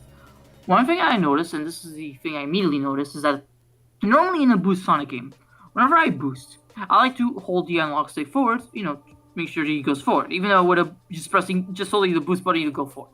But I like to do that, especially whenever I want to do a left or right, just like I can go to right or like left. With Shadow Generations, I noticed that whenever I did that, whenever I hold forward, he would always like go one way or the other automatically, regardless if I was like holding the analog stick slightly to the left or slightly to the right, compared to Sonic Generations or even Sonic Unleashed, because I've been playing that recently. So that was odds, and I had to make sure that I did not touch the analog stick. But then I had to consider the times where he was doing in the quick step sections, and then it's odd. Ever since Sonic Frontiers, when they decided to map the boost button to the trigger, doing quick step has been a bit more funky because I normally don't use both of my fingers on like the shoulder buttons. I only use like one of my fingers to either for example, the R button or the ZR button. But now I have to do two, and it's a bit weird. But I get used to it. It's a minor thing at the end of the day, but you notice how Shadow controls differently here compared to how Sonic did in Sonic Generations, because when he's slow, he can turn better. Like he can turn around pretty flawlessly. And when he's boosting, his turn is still not the greatest, but like it's better than Sonic does. You could definitely tell that 13 years have passed since Sonic Generations. In general, like I like how he controls, and one big thing I will compliment is how they did Chaos Control. So when we got to use Chaos Control back in like Shadow the Hedgehog, he basically just zipped by the stage, which in concept sounds cool, but the thing is that you're ignoring a big chunk of the stage, and you normally got that by defeating Black Doom enemies, which normally when you're beating Black Doom enemies, you're going for all of them, and well, skipping a good chunk of the stage with Chaos Control is not necessarily the biggest thing, because you're gonna miss a bunch of enemies that you wanna defeat anyway. So in this game, Chaos Control stops time for a bit, and he actually stops the in-game timer as well, allowing you to get a better time at the end of the stage. And but because of that, you can stop anything. Like in Rail Canyon, you can stop the trains to get on alternate pathway. In Sunset State Heights, the giant Death Egg robots are throwing rocks at you. You can stop them inside and use those rocks as a homing attack to get to an alternate path. Like the way they use the Chaos Control in this game is really fun, and it leads to some very creative levels, in my opinion. And I find it fun, Now, the new powers and okay, so the big thing that I like about Shadow Generations is definitely the controls. They were more based on Sonic Frontiers than vanilla Generations. And again, it shows, like you said, how many years have passed since the original Sonic Generations. But I love the way Shadow feels. I never felt too stilted or too awkward to change direction whenever I want to. The controls felt great. Not perfect, but great, I want to say. The Chaos Control, I like it as like a way to get to different platforms and different ways to access the level. The biggest example I can think of that I discovered when I was listening to a review is during the Sunset Heights. Yeah. Where the Death Egg robots are throwing rocks at you. In one of the sections, if you use Chaos Control just in the right time, you can homing attack on the debris they're throwing at you, and you can access the higher part of the level. That is so cool. Like, That I I love said that. that. I know, I was adding on to that. Ah, okay. like you were saying, that one was really, really fun. And I love you can do that with other levels as well, which adds to replayability, which is one of the big things in Sonic Generations. The level design in Sonic Generations was always about replayability. It's a short game, but a replayable game. With Shadow Generations, with its abilities, it's the same deal. That carried over wonderfully into the Shadows portions, and I really appreciate that. And for the Doom powers, I think they are fun. Some of them are a bit tricky. Okay, Doom Wing, to quote some Call Me Johnny, I too was a bit blue-balled at the first because I thought... Because here's the thing. In the second act of the Arc level, you can use them briefly. And I thought, okay, I unlocked the wings. I want to use them again. I never figured out how. Because you don't have the wings yet. It's just a little tease. Not sure why they did that. I guess just because it's cool seeing Shadow Wings. It's cool, yeah. It's just full of cool. Yeah. But I thought that was the wings are really cool. They are essentially the supersonic of this game. And when I got the wings after defeating the game and went back to Royal Canyon, the second level, and I actually skipped past a portion of the rails because I was like gliding, and that felt so cool, so fun. Like it's interesting how Doom Wings are pretty much the equivalent of Super Shadow in this game. Yeah, like I say, like it's a super form. And Doom Surf, at least it took me a little bit. I didn't mind it. It was nice. Again, it looked like the Gen 1 Pokemon icon for the surf ability. Just a little manta dude. It's cool. I will say the attack though is a bit awkward because you can only attack either left or right, and you immediately change directions. You cannot attack forward. And that can lead to a bit of some awkward control, but not enough that you cannot get used to it, I want to say. And I think I never thought of that. No, I struggled a little bit in the missions. I think Metal Overlord, that's where I actually got the hang of it. You have to in order to attack him, so... Yeah, because whenever you attack from left or right, you actually do a little bit of an arc. And that aligns up perfectly with the rocks and the debris that he's throwing at you, so that complements it perfectly, actually. Yeah. That's like what I said. With Metal Overlord, actually, that's where I got the hang of it, pretty much. And then the Doom Squid, as I like to call them. Doom Morph. That's a funny one, but it's also one that's... That's the one with the biggest learning curve, I want to say, because they don't explain it too well. That's the big thing I'm hearing from this power-up, is really the swinging on. Because the thing on going to specific terrains and climb on walls and boost, that's fine. That's like Splatoon in a way, so it's fine. Yeah. But when you grab on specific platforms that you can only access the swings. The swings. Yeah. You swing like Spider-Man. That's when it feels a bit awkward because you think, oh, I should release the button when he goes for a full arc and then he goes with the momentum. No, you're supposed to do it when you're dead, like aligned precisely in the perpendicular line on the vertical line. It's hard to explain. Yeah, it goes up. Like if you hold the button and you let it go right at the bottom, then he goes up. If you just let him go right at the end, then he just swings forward. It's kind of weird, and sometimes it was also a little bit hard for me to time it right at the bottom because. And my biggest example is the Mephiles fight. Like normal Mephiles fight, I was able to do the Doom Morph section no problem. But on hard mode, for some reason, I was having a hard time. Me too. Like launching myself directly up. Yeah. And it took me. It was like, what the hell happened? Yeah, that was one of the I struggled. That's I think when I really realized how much you have to learn with that ability because I was doing the Mephiles on hard mode like you, and I was struggling on that part. Like the fight was not as hard as I was expecting. It's just really that part. Like I want to reach him, but I cannot reach him because he never goes up. He never goes up on the platform, and it's so annoying. So that one I think you need a bit of a learning curve. But besides that, it's a fun power up. Then you also have Doom Blast. Doom Blast, which I thought was going to be related to Chaos Blast. I was a bit disappointed, but you know what? It looks cool. It's like you punch, you kick, you mash the button, you kick a black arm, then he goes upward, and then you immediately teleport up, and then you can position where you're going to kick him, where you're going to kick the black arm, and as soon as he goes in that direction, you teleport there and you finish him off, which is a great way and a fun way to access higher parts of the level.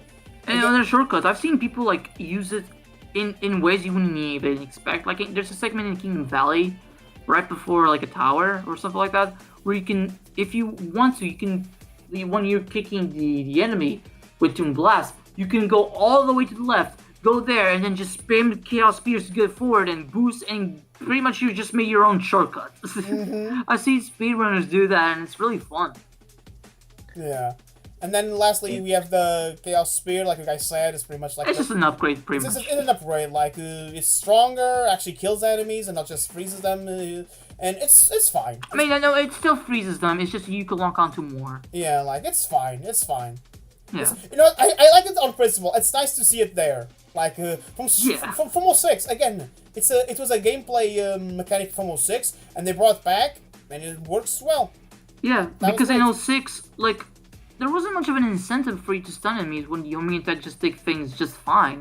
While here, there are some enemies that you have to stun before you homing attack, otherwise you're going to be hit by them, and I appreciate it, you know? Yeah, no. The fact that they incorporate it into puzzles as well, like with having to hit all the switches. Yeah, and the balloons like that, as well. Mm-hmm. Yeah. So, in terms of gameplay, like, Shadow feels nice to play, and, actually, just as a little bit of a bonus, I actually bought the Digital Deluxe upgrade pack today. Mm-hmm. And while I haven't, like, played the game yet with Darius Kid and stuff like that, I have checked out the art book and stuff like that. And it looks cool, pretty much. But it's also nice that we're gonna get that Sonic movie free level soon, and I can't wait, honestly. Mm-hmm. More Shadow Generations, and I want more DLC, please. Mm-hmm. Yeah, art books are cool. Yeah. So, and yeah, as for me, I mean, a lot of my thoughts about the Doom powers are very similar. Like with the whole, I'll be kind of disappointed that Doom Blast is not like an upgraded Chaos Blast. And yeah, because I did love building up the Dark Meteor in Shadow the Hedgehog 2005, and then unleashing a Chaos Blast on my enemies, sometimes multiple times in a row. It was always very satisfying. I like how Shadow glowed all red and evil, and that, it was just cool. And so yeah, with the Doom Morph, I also struggled with that ability, and I remember when I was doing Chaos Island, and we'll get there. I was swinging across some chasms, and I think it was like some of the missions, getting the keys or something. But I kept like missing my swing and just kept falling into the abyss, and I ended up being stuck on that level for quite a while, actually, because I just could not get the timing for the swing right. Yeah. And yeah, so that does require a bit of a learning curve. All the other abilities were pretty easy to use, and honestly, I don't have much to say on them, but I did die a couple times on Metal Overlord because I didn't quite have the hang of Doom Surf. So that was a little embarrassing, but oh well, I kicked his ass eventually. Yay! Yeah. And then with the whole like Doomwing thing being, we get Doomwing at the beginning of the game, and then I was trying to figure out through the whole game how to get the Doomwing. So I was like, why isn't it triggering? I'm doing the exact thing, in that thing. So same thing with Spring, but no, it's just a little tease. We don't have it unlocked yet. And so I do think the wings are like a good kind of end game reward, because then you can go back and like totally break some of the levels. Yeah. And it does remind me of, the older games where if you gather all the Chaos Emeralds, or if you complete all the levels and then do all the extra missions and get all A rank or whatever, you're basically rewarded with the super form for that game, and you can go back and so to me that is like the Doom Wings is their reward for you beating the game, and I do think that's cool. I think they also rank the times that you get for stages separately, where you use the Doom Wing or not. So they realize that the Doom Wing can break some of the stages. Yeah. Okay, I didn't know that. That's cool. And just a personal thing, kind of this away from the gameplay, is that Shadow getting wings just makes child me so happy. Because when I was a kid, I designed Shadow a transformation where he got wings, and I called it Devil Shadow. So I feel very validated right now. Yeah, that's cool. It's just like the Devil Doom. Wow. Which we find in this game. Which, you know what? That's a good segue for the bosses. The bosses, they were fun. What I find interesting is like, okay, BioLizard is the first one, is a bit easy, makes sense, it's the first one. Then the Overlord was a bit tricky. It took me a bit to figure him out, but then I eventually did. It was more so like jumping and attacking at the right time. Like, I got a bit confused. Although I really like that if you try Chaos Control, he's like, ha! You tried Chaos Control, I'm master that abilities! No, like, trying to use chaos control. Ha! That power already belongs to me. That's so cool. I love, for one, I love because they confirmed that Metal Sonic can use chaos control in Heroes because he has the abilities from Shadow. And then I like in the hub world, data successfully copied. Yeah, in the hub world, Omega comments with you and says, "Oh, I advise you not to use chaos control because Metal Sonic can use it." And then when you does, Metal Sonic actually chastises you for using it, and I really love that. Yeah, and then so there's cool. Mephiles. That's actually my favorite. That's my favorite boss fight. I think it's my favorite boss, but it's also kind of easy. It's the easiest one. I want to say it's the easiest one. But I love it for one, not because it's easy. I like it because it's satisfying to beat Mephiles up after all the crap he put us through in Sonic 06. He murdered Sonic. You gotta kill him. And I love the narrative behind it. Because that's the thing they do in this boss. They do put some sort of narrative. In BioLizard, like, it's when Shadow is actually his most sympathetic. Because he realizes, he says, what we just said about him, like, oh, you're a tortured soul. I'll end your suffering. Or when in the halfway point he says, stop, you're clinging to a cruel fate. Or something to those lines. Like, you can tell, like, Shadow, even though he's beating the crap out of BioLizard, he still has some sort of, like, pity on the creature. Probably because he realizes what he was made of. With Metal Sonic, it doesn't take any of Metal Sonic's crap. Because Metal Sonic, like I said, he wants to boast. He wants to prove he is the ultimate light form, the ultimate overlord. That he's the true Sonic. Meanwhile, Shadow's just like, don't make me laugh. You're an idiot. Like, no, you're not the ultimate life form. Fuck you, I'm better. Like, and I love that. With Mephiles, it's funny in the story and also in a meta sense. Because it's Mephiles desperately trying to get back into the main story. Like, he wants to... The main timeline. The main timeline. The events of Sonic 06 were canoned out. Yeah. And then at first, like, kind of like in Black Doom, like, Mephiles is a very theatrical character. Like, he's very over-the-top, hammy, like in 06. And when in this battle, he starts that way. Like, oh, yeah. I owe much to you, Shadow. It's time to turn the curtain on this macabre play. But then, when he sees that Shadow is keeping up with him and actually beating the crap out of him, he gets desperate and says, no, I want to exist! Like, that's damn. Such... And then Shadow just kicks him and then says, there's no future for you. Ever. Like, Bro, like, and Shadow barely remembers what's happened. Like, he doesn't know him, but, like, he gets the feeling that, okay, he's not a good guy. It's not a good guy. I feel like Sonic is the only one who remembers the events of that game. Yeah, that's it. Yeah, like, Shadow, he doesn't know who Mephiles is, but he just knows he's bad news. And then Mephiles is like, oh, did you forget about me again? Because in 06, he forgot about Mephiles in the first place as well, so it's funny. Again, the double callback. Like, that battle was so fun. It was fun to play, minus, again, the hard mode with the freaking Doom morph. But it was fun to play, it had a great narrative, and they did great changes to Mephiles, which, He even uses his monstrous form from his boss fight in 06, which is cool. Like, great boss fight. It's my favorite. Second favorite probably Metal Sonic. That's because I'm biased, because it's the Sonic Heroes representation. And then there's the final boss, Devil Doom. One thing I love about that boss, the first half when we fought him, the remix is not all of me, like it was in Shadow the Hedgehog. It's actually a remix of his fight in his regular boss fight at the end of the Hero Pathway, I want to say. Yeah. Like, because that song is really cool. I like that song. It kind of reminds me of the White Space music, or the cutscenes where Black Doom appears. Are actually, that music is also a remix of the cutscene music when Black Doom appeared in Shadow 05. Yeah, a lot of songs in the hub world and the cutscenes are from Shadow 05. Yeah. Which is really cool. And then it also makes me but we'll talk about that in a bit. Yeah, I know exactly what you're referencing. Yeah. But and then the last part with that orchestral remix of All Hell Shadow. That shit is so badass, dude. And that boss fight was fun. I would say boss fight was fine. It's fine. It's a fun boss fight. Definitely better than the Time Eater. Definitely better. Yeah, yes. I actually had fun.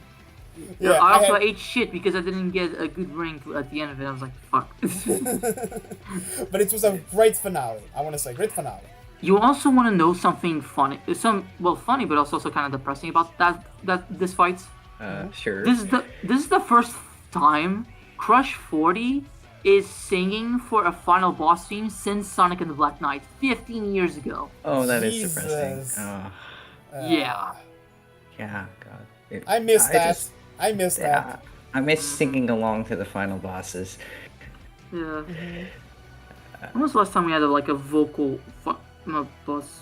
Was it in, Yeah. Well, probably Black Knight because Color's final boss was not vocal. Generations no. Lost World no. Forces no was actually not vocal. and my Frontiers? God. Frontiers? I know Frontiers, the boss fights are vocal, but Frontier, is the final one? Frontier. Well, depends actually. Our main game, base game, like technically the true final boss, there is no vocals. But the boss right before it, there is. Okay. But in the DLC final boss, there is vocals. Okay. So So vocals, okay, we got it in Frontiers. But Yeah. Crush 40, yeah, Black Knight. yeah, which is like, I also like wonder because Crush 40 has been, especially during this last decade, has just not been there much. They were in Team Sonic Racing, but like I sometimes wonder, okay, Johnny Giolelli is like 60 now, I think, or in his 50s or 60s. He's getting old. So I wonder, how much longer are we going to be able to hear Crush 40? Because I like to see them again in some way, you know. I love to see a new song from it, like a new song, a new either game theme or final boss theme in the next Sonic game. I would love that. Yeah, even before the 2010s, they were already moving away from Crush 40 and getting main themes from other groups, like Sonic 06 was Zebraheads, Unleashed was Bowling for Soup, The Secret Rings was Rumble Bee. It was really Black Knight that was Crush 40. Then, you know, Cash Cash for Colors.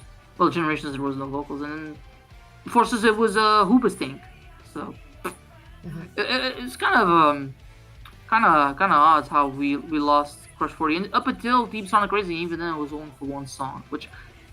I mean, I think it's the main theme of that game, Green Light Ride, but I'm not sure. I never played Team Sonic Racing. Yeah, I played it only once. That's it. And I didn't even listen to the soundtrack, so meh. Meh. I never played it, so You guys are not. Hot Not take, missing much. Yeah, you guys are not missing much. I'm being completely Okay. honest. You're not missing much. I'd rather play Sonic R, so I'm good. I want to play eventually Sonic and Sega All Stars Racing and All Star Racing Transform because Those I are actually good got to games. play Those are them. good. I have those games. Yeah. For the Yeah. Wii and the Wii U respectively. They are good games. They are good games. Yeah, Yeah. I got All Stars Transformed on the Wii U, and yeah, it's solid. Yeah. Yeah, I think I played like the PS3 version of the first game because Metal Sonic and Rio from Shenmue. So there's that. But yeah, so the boss is definitely a highlight from Shadow Generation. Everything is the levels they selected. I think they were great too. So Yeah, there's less bosses here. There's only like 4 bosses, but the bosses are consistently good. yeah, Well, in wish, Sonic Generations they were almost good except that one. except that one, Well. Dimeter. Yeah. Although I'll say that Egg Dragoon, it's interesting. Egg Dragoon in Sonic Generations, it's played completely differently because in the original you were the Wirehawk. Here you're the Hedgehog now, and the boss fight like has similar attacks, but like it's played completely different, pretty much. But I also got the feeling like Egg Dragoon takes a little bit longer here than in Unleashed, which is odd. It is what it is. But here in Shadow, like. There's no rival battles. That's pretty much it. There's no rival battles. And that's I wish they had at least one, and I have 2 contenders for that. Number 1, it's the one I don't think would happen. I would love to see Infinite. Like, I don't care for Infinite as a character, but I do think it would be nice if he got the same respect that Black Doom and Mephiles had, you know, at least a second attempt. And I would love to see a boss fight with him, but it's kind of like imagine like Silver's boss fight with Sonic in Generations, but it's Infinite throwing like different level debris at Shadow, like you really going all the way with the Phantom Ruby.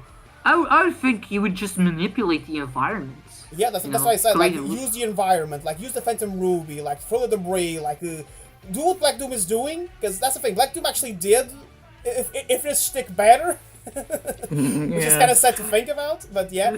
But again, with Infinite, I can see they're not doing it because they don't want to do anything with Infinite. Not even in IDW. Like, they said, no Infinite. That was one of the mandates. So Infinite is pretty much dead at this point. The other one, I think this one should have been there if given the possibility. It's Emerald. Like, he played a big role Emerald in Shadow not Beginnings. in Shadow Generations. Like, but in Generations doesn't appear at all. Besides, again, the mentions in the journal. And I think if he appeared either as an NPC in the hub world or at least as a rival battle, with like, I think it would fit so well. At least one more, because to not go immediately to this part of the discussion, but that was the only thing I wish Shadow Generations did is get was take more advantage of some of the possibilities, which is the same issue I had with the original generations. Like, Yeah. for example, the original generations, we don't have classic Knuckles or classic Amy. Especially now with Superstars, that's even more obvious how much they are missing from that that lineup of classic stuff. Here, I would love if we've gotten, you know, another rival battle, and let's address the elephant in the room. Where's my Shadow? Where's my Shadow 05 level, Sega?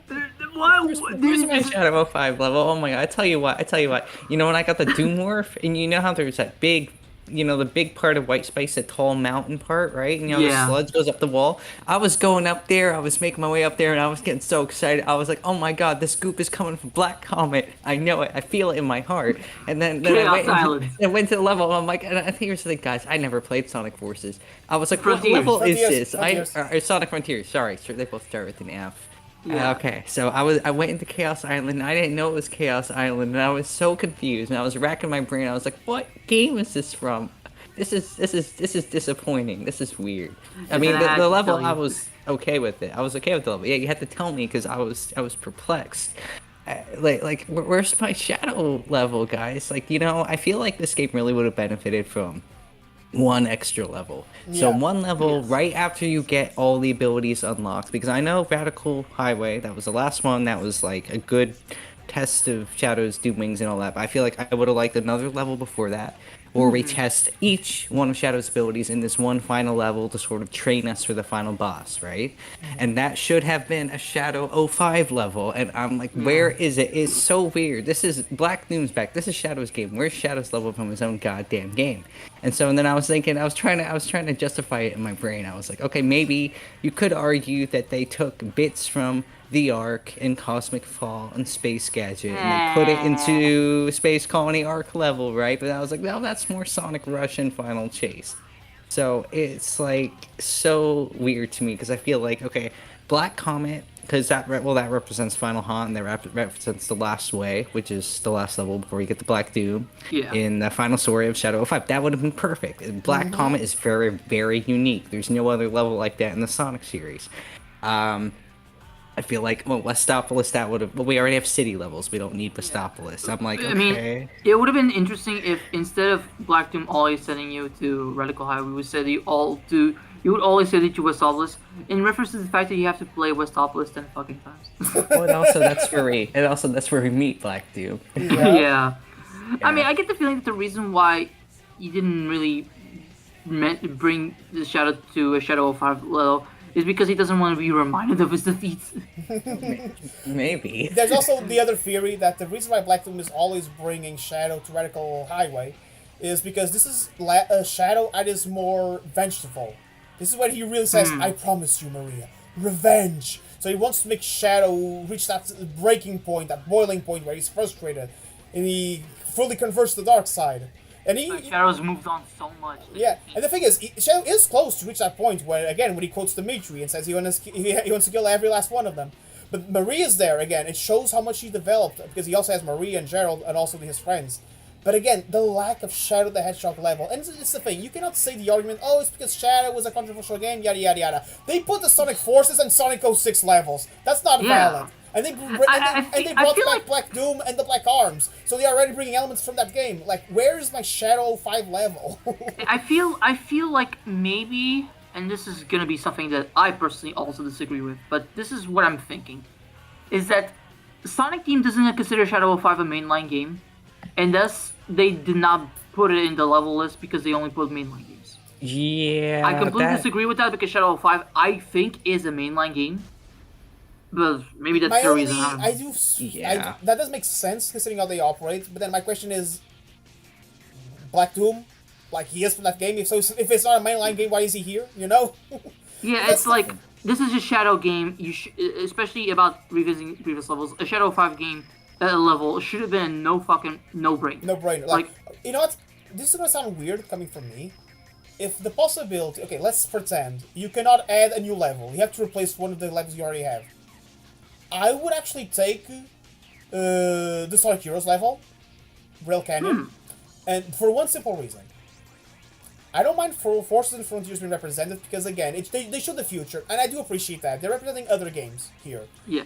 even though Shadow doesn't play a role that big of a role in Frontiers. In fact, he's not in Frontiers. He's at not in all. Frontiers. Maybe he will be. Maybe he will be in Chaos Island at one point. We don't know. And Forces, even though he also doesn't play a big role, he is kind of the reason why Infinite becomes the way he is. Yeah, and he was his Faker was in Sunset Heights. At the So end, it makes sense.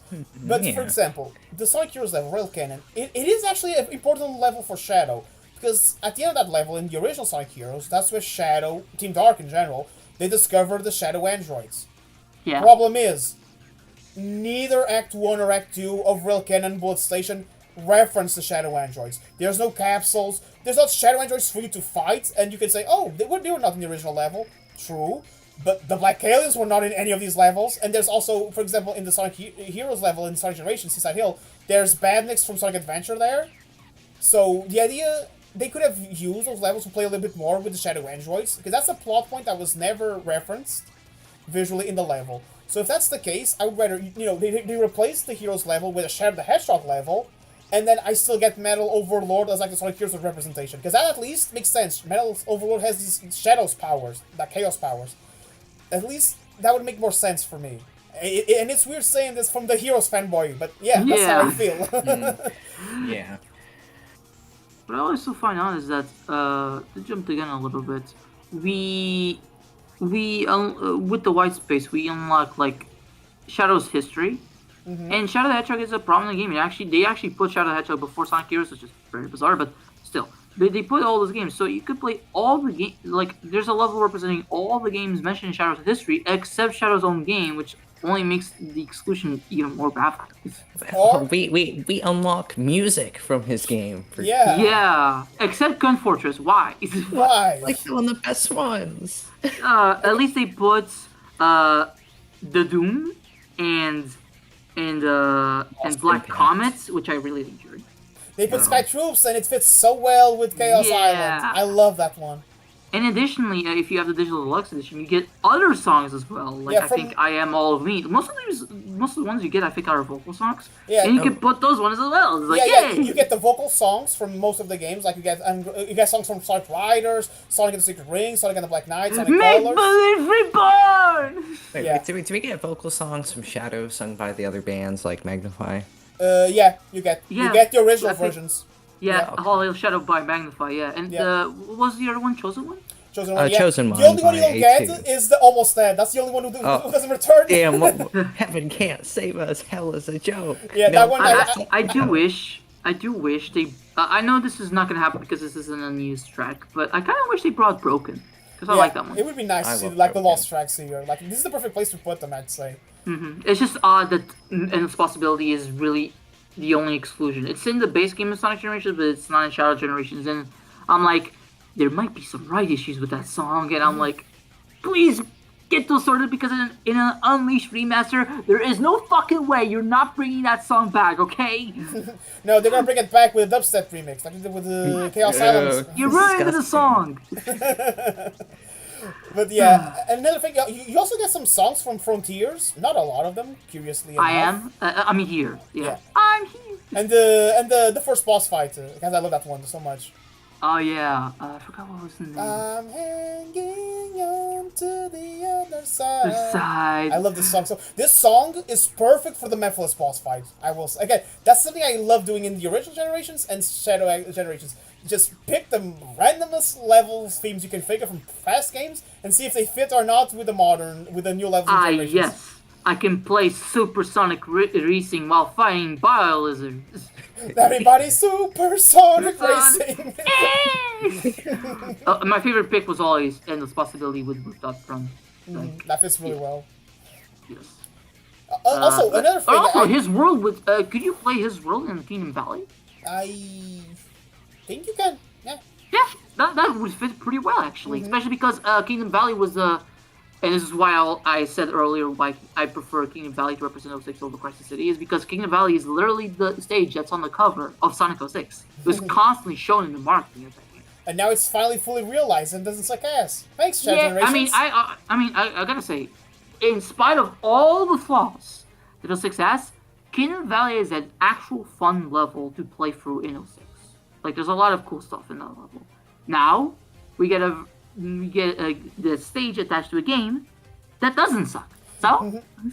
You know what's funny? A lot of people are considering that to be the best stage in Shadow Generation. So there you go. It's like based. It's They like, get it. It feels so nice. Again, it's not my favorite. In fact, I want to actually ask you guys, what is your favorite level? Kingdom Valley. I was not going to ask you yet, Ryan, but sure. Okay, but I reckon my favorite level. I like the Space Colony arc. I'm basic. you know what, Klaus? If you ever get the digital edition, do what I did. Act 2. Space Gadget from Shadow the Hedgehog, squint your eyes, and then say with me, I can pretend that I can. I can pretend this is the Shadow 6 level. Yeah. Oh, 5, sorry. Shadow. Okay, so your favorite level from Shadow is Kingdom Valley, right, Rhino? Yes. Kingdom And Valley. for Klaus, it's the arc, right? Yeah. For me, actually, it took me a while. I could have easily just said Rail Canyon, even though, again, I'm the Heroes fanboy here. I do like that one a lot. Which again, it would pay me to take that out, but I love that level. But I think my favorite, oddly enough, is Sunset Heights. Again, yeah, that's the biggest glow up. Yeah, like it's the biggest glow up. Again, just like Kingdom Valley, you took a level from a game, and the problem is, like Kingdom Valley, with Kingdom Valley, the game didn't work properly. That level didn't work properly. Yeah, but the level at least had good design. Yeah, it had good design. It had good set pieces. Yeah. Sunset Heights had the potential to be a good level, but it's just a straight hallway. Here, no, that thing robots actually attack you. Like I said, there's that thing with the chaos control. You can reach higher areas, that me and Rhino said. There, you can actually go to the sewers. You can see a little of the hidden bases. Like this level. And then there's Radical Highway because it's so cool. Again, I think Sunset Heights is probably my favorite.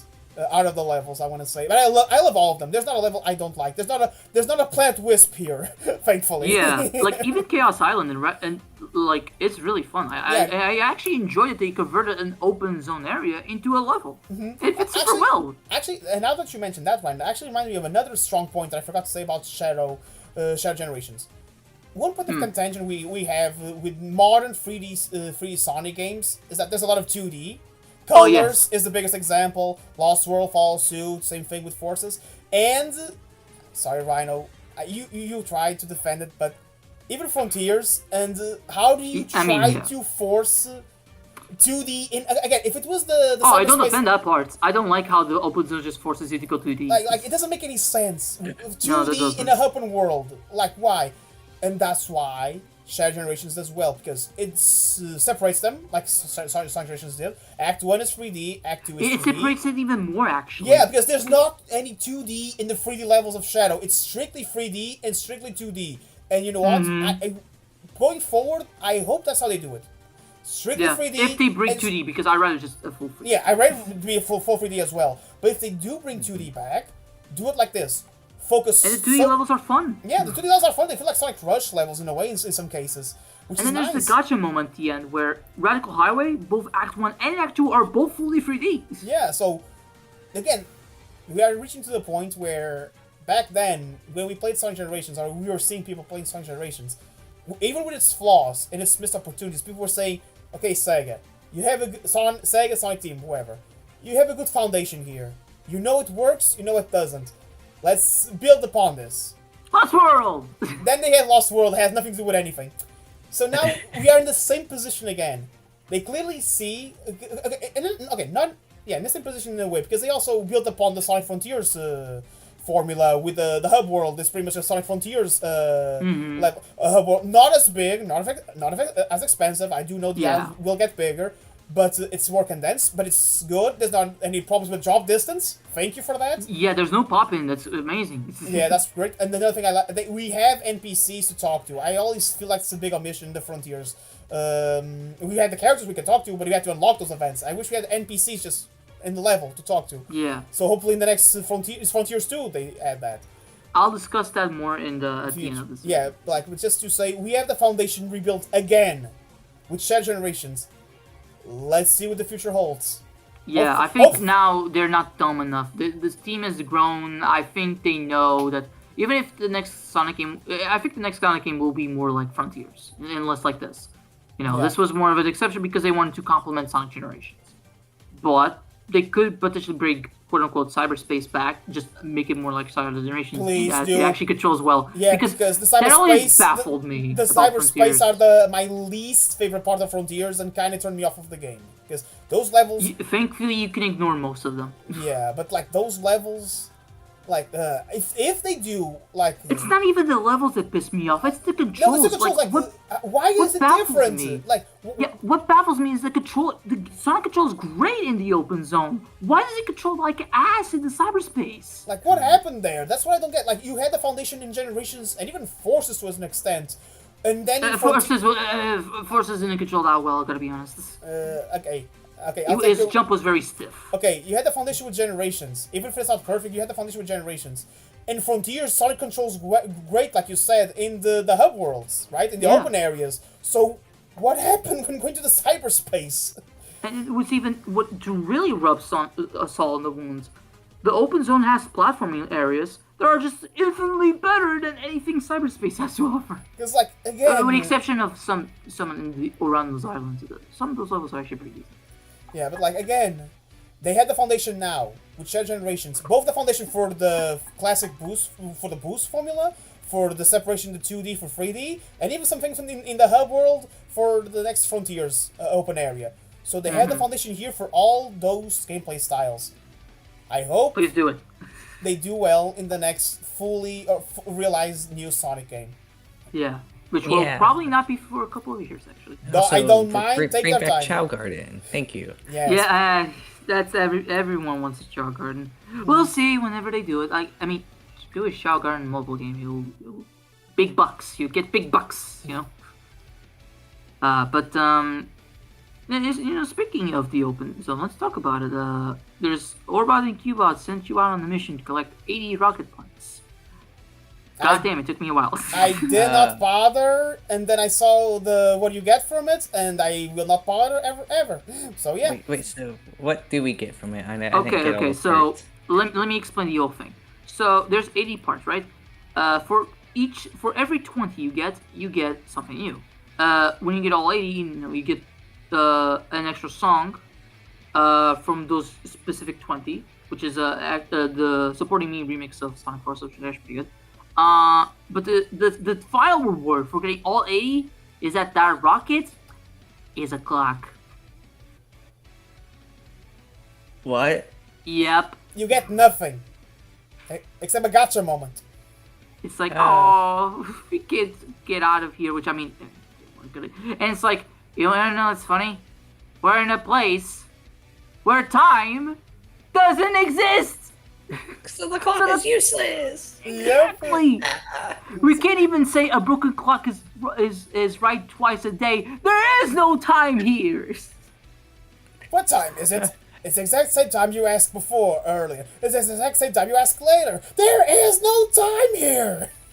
Well, let me just say what a brilliant plan you came up with. Don't get too self-righteous. It'll be your plan pretty soon. I'm gonna dedicate the rest of my life to forgetting it. I heard that. Don't we ever win? Well, that depends on your definition of win. Beating Sonic! Well, then no. There you go, we were stopping. And scene. See? I love that. They kept it the same, like I said earlier. It's like, I love it. Yeah, thank God for that. Yeah, but like the rocket parts, unless you really want to get 100% like I did, don't bother. Yeah, I think skip it. Thanks. Yeah, do it like I mean, me. it's nice Don't unlocking the bother. songs, like it's nice unlocking the songs. It's just I don't a bother. clock. I don't bother because I already have the great Supporting Me remix from the base game. So you know. I mean, but you can't play it in every level. That's it. That's okay. Here's the funny part. You know, Shadow's collection room. After you unlock the clock, the flicky cuckoo clock is also there to the right. Okay, that's And when you funny. get close to it, he does a cuckoo, cuckoo. Okay, that's funny. Okay, that's funny. So yeah, man, there's a lot of stuff to collect. I mean, so in this game, you don't have red star rings for you to collect. You have collection keys, which there's 3 per level. Even the challenge acts have them, and then you use them in the hub world to unlock all kinds of stuff. You got a lot of concept art to unlock. You got a lot of songs to unlock. Made me really happy when when I thought of when I got one of the songs I got was like Mr. Unslightly, I immediately thought of that moment in Sonic Adventure 2 Yeah, commentary. when Klaus said the title of that song, I thought of that same thing when I unlocked it. And like I was super happy when I got stuff like the Doom, oh yeah, Doom, like comment, oh yeah, like there's a lot of cool songs to unlock because hey, it's not just a song to listen in the menu. You can also play in any stage you want. And like we Awesome, said, just there's a lot of combinations that just fit. yeah, and then there's the Shadow story, which, I mean, it's pretty much just a recap of all the previous games, but it does help newcomers bring up to speed on all these games. It also makes me wonder, are you gonna re-release any of these games? Heroes is right there, Sega. Come on. Yeah. Look here in the collection. You're showing off the Shadow 05 box art, right? Can I play Adventure 1 and Adventure 2 on my Switch? Please. I love to play Adventure 1 on my Switch. Please, anything! Just make the Adventure era collection. Put in Adventure 2, Heroes, Shadow 05, one epic collection. One epic That would actually be a decent collection. It would be, actually. Yep. Yeah, I'd buy it. You know I'd what? buy that for $1. And you know what would be funny? If they went to the Sonic Jam collection route and they actually had a fully 3D hub world to explore. That would be... That was Sonic Jam, actually. Sonic Jam, sorry. I thought Sonic Jam, but then it says Sonic Classic Collection, sorry. They both have the same... it's fine. No, they both have the same music. Yeah. Yeah, but... Dun. That would be a nice collection, just those 4 games, because it's pretty much the adventure. I mean, there's Sonic 06. That's technically an adventure game, when you think about it. People consider It's a the really Sonic big Adventure game. free. People consider Sonic Adventure free sometimes, so... Yeah, so it's a really big game. But I think they... But 06 is an interesting situation because, like, how would they go about it? Because it's gonna be, like, no matter what Sonic Team does, it's gonna be compared to Project 06. It will be, yep. So you can't just bring the game over back because, well, unless, I mean, maybe you could fix all the glitches and fix, I mean, at least the loading times will be fixed, just by technology and stuff. But, like, it's a tainted game. But if you try to remake it, it's gonna be endlessly compared to PO6. So the best route would be just contact the guy and, endorse him and stuff. Make it so that PO6 is on all platforms and stuff like that. That would be awesome. That's the I best haven't scenario. played that game yet because my laptop is pee pee poo poo and it can't run that game. That's that's like the best case scenario. Like, yeah. So we'll see, but there's a lot of cool stuff in Shadow Generations. Which in all this stuff, especially because this time around. So in Sonic Generations, there were 90 challenge acts in total, but you only need to beat 9 of whatever you want. It's like 1 per zone to get the keys. So you could buy the bosses. This time around, there are only 72 in total, but most of them are mandatory outside of the ones that are post game, because you need to beat both challenge acts from each zone to get the keys, so you can beat it. And in the case of Mephiles, that motherfucker needs 4 keys instead of 3. So there's a lot. But I can say that the challenge acts in Shadow Generations, I'd say in my opinion, are better. They're just more fun in general. Because in Shadow Generations they're more straightforward, I want to say. Yeah, because in Shadow Generations they were kind of like they were wishy-washy. Some of them were okay, others were just not fun, and others were decent. But I don't like that the doppelganger, like I constantly just replay the stage because the doppelganger was never good enough to catch up with you. It was like, thank God that you can select different music, so at least it feels kind of different when I replay those stages. Because that's what I'm doing. I'm replaying the stage, Yeah. But here, there's no doppelganger. If you want to replay the stage, just fucking replay the stage, and I appreciate that. So in general, I appreciate this more. And what I like is that, and this is a bit of tangent, but in the white space, there's each boss is visible where they are, but Mephiles it's buried underground. And whenever you go to his section, the music changes to be a whole lot more sinister. It's like the Time Eater, whether he wanted to or not, also buried Mephiles because he's not from here. Yeah, not from this timeline. They really wanted to really keep him buried underground, air quotes, so... Fuck him. Ah! Black Doom, when he realizes he almost unleashed Solars into the world. Oh. Oh, that was close. Oh, that was close. Well, I'm a god, not him. But yeah, I guess to wrap things up, the presentation, game looks great. This is, I, I want to say, this is the best looking Sonic game we had in years. Right Since next Unleashed. to Unleashed. Right next to Unleashed. yeah, I want to like say. I think the Hedgehog Engine 2 has now gotten extremely better. And I think it's also the environment's help. Kingdom Valley. Not to beat a dead horse, but I think Kingdom Valley is a great showcase for that. My favorite scene is when Shadow just pops out of the waterfall and does a cool flip. It's like, oh, that's so cool. Love that. Yeah. And then the soundtrack. It's good. I like it. I like love the it. remixes. A lot of people are not too keen on the remix using dubstep. For example, a lot of people don't like the Chaos Island remix or the Bullet Station remix, and I can see why. But me, I love them. I like those remixes. It sound well. I got used to them. Yeah, you got used to them. It definitely was like a slow pill to swallow. A slow burn, but eventually, you're like, yeah, this is nice. Especially the piano in Chaos Island. Like, oh, love that. For me, Yeah, I mean, go ahead, Kyle, sorry. No, I was gonna say, yeah, no, I like the songs for the most part. I mean, I don't really complain. I mean, this is more a nitpick for me. I was like, okay, for Space Colony Arc, how come they're using Final Rush and not Final Chase? Yeah. You know what they should have done? Again, in the Rail Canyon level, Act 1 is a remix of Rail Canyon. Act 2 is a remix of Bullet Station. They could have easily done a remix of the Sonic level for the Act 1, like they did, and then Act 2 would have been a remix of the Shadow level. Yeah, absolutely. Especially because Act simple. 2... That's simple. Especially because Act 2 of Space Colony Arc actually does use the elements of Final Chase in its level, so why not remix that stage? Yep. Again, missed opportunities. That's the thing. My only gripes with Shadow Generations is just really some missed opportunities. Like this one, which is, again, nothing major, but something like, yeah, I wish we had this. Yeah. We want more. More. And I think, well, I guess let's, before we go into the future saga, make that last thing, overall thoughts on Shadow Generations. And by extension, Sonic X Shadow Generations as a whole. All right.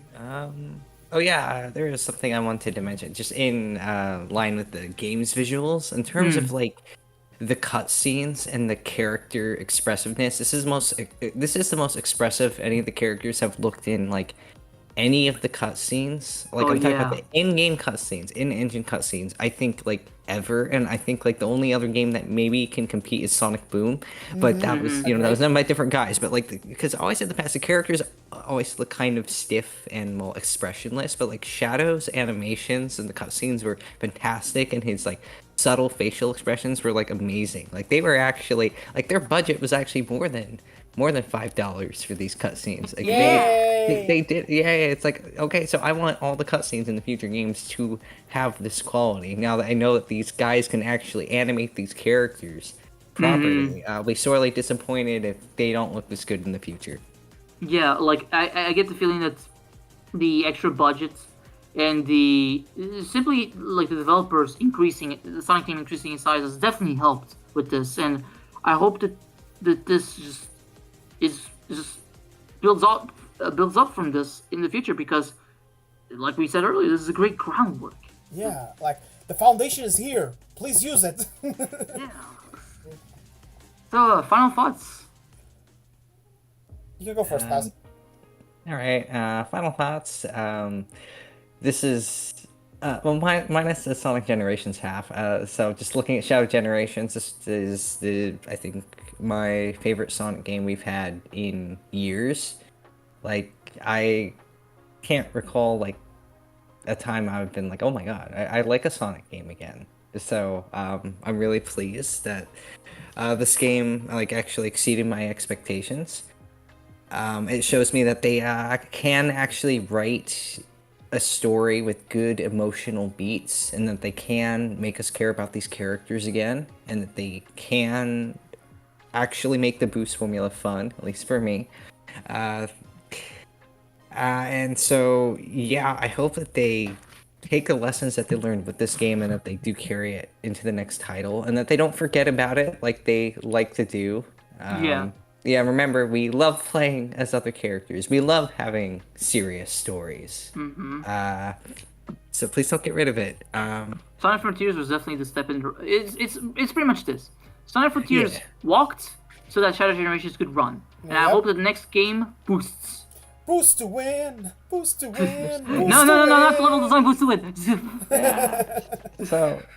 So yeah, I mean, overall, I think this was a very good Sonic game, and I mean, it was a great way to end off the Year of Shadow. Well, no, Year of Shadow ends with Sonic Movie 3. Yeah, which will come so- out in a few weeks at time of recording. So that's gonna be fun. So yeah, overall, this has been an excellent year for Sonic the Hedgehog.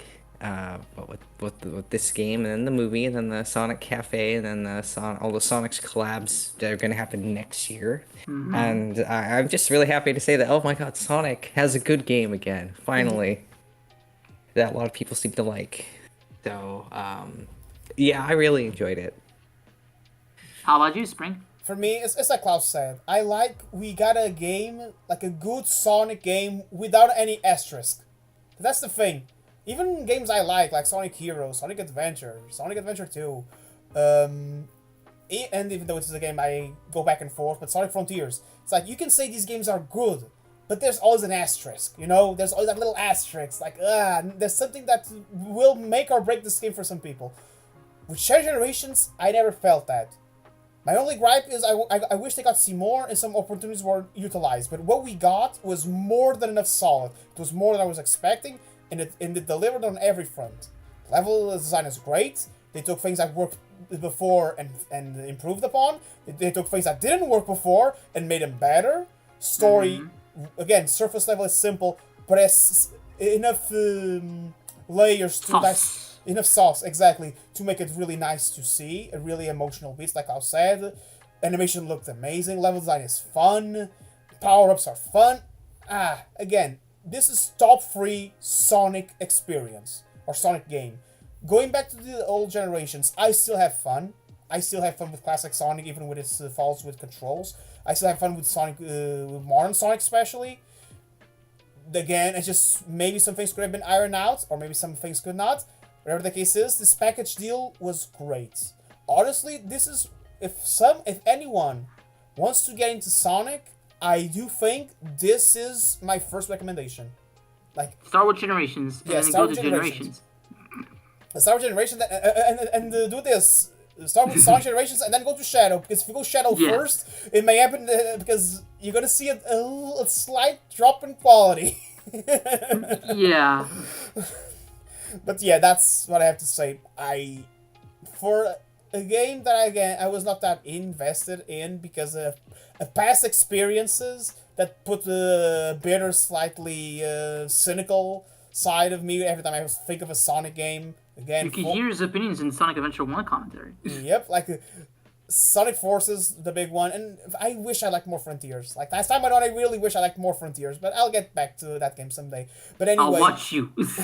like, I'm glad I play a Sonic game like this, and I had a blast. It was fun to play that game, and I see myself going back to it multiple times, so really fantastic game. Highly recommend it to anyone who likes platformers and wants to get into Sonic. This is my recommendation, for sure.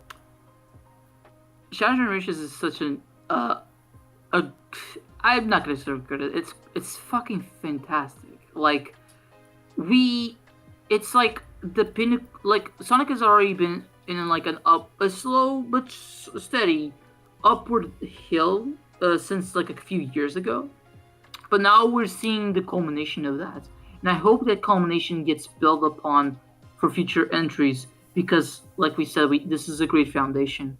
The story is fun, is good. It's just, and I love how it treats itself seriously and treats its characters seriously.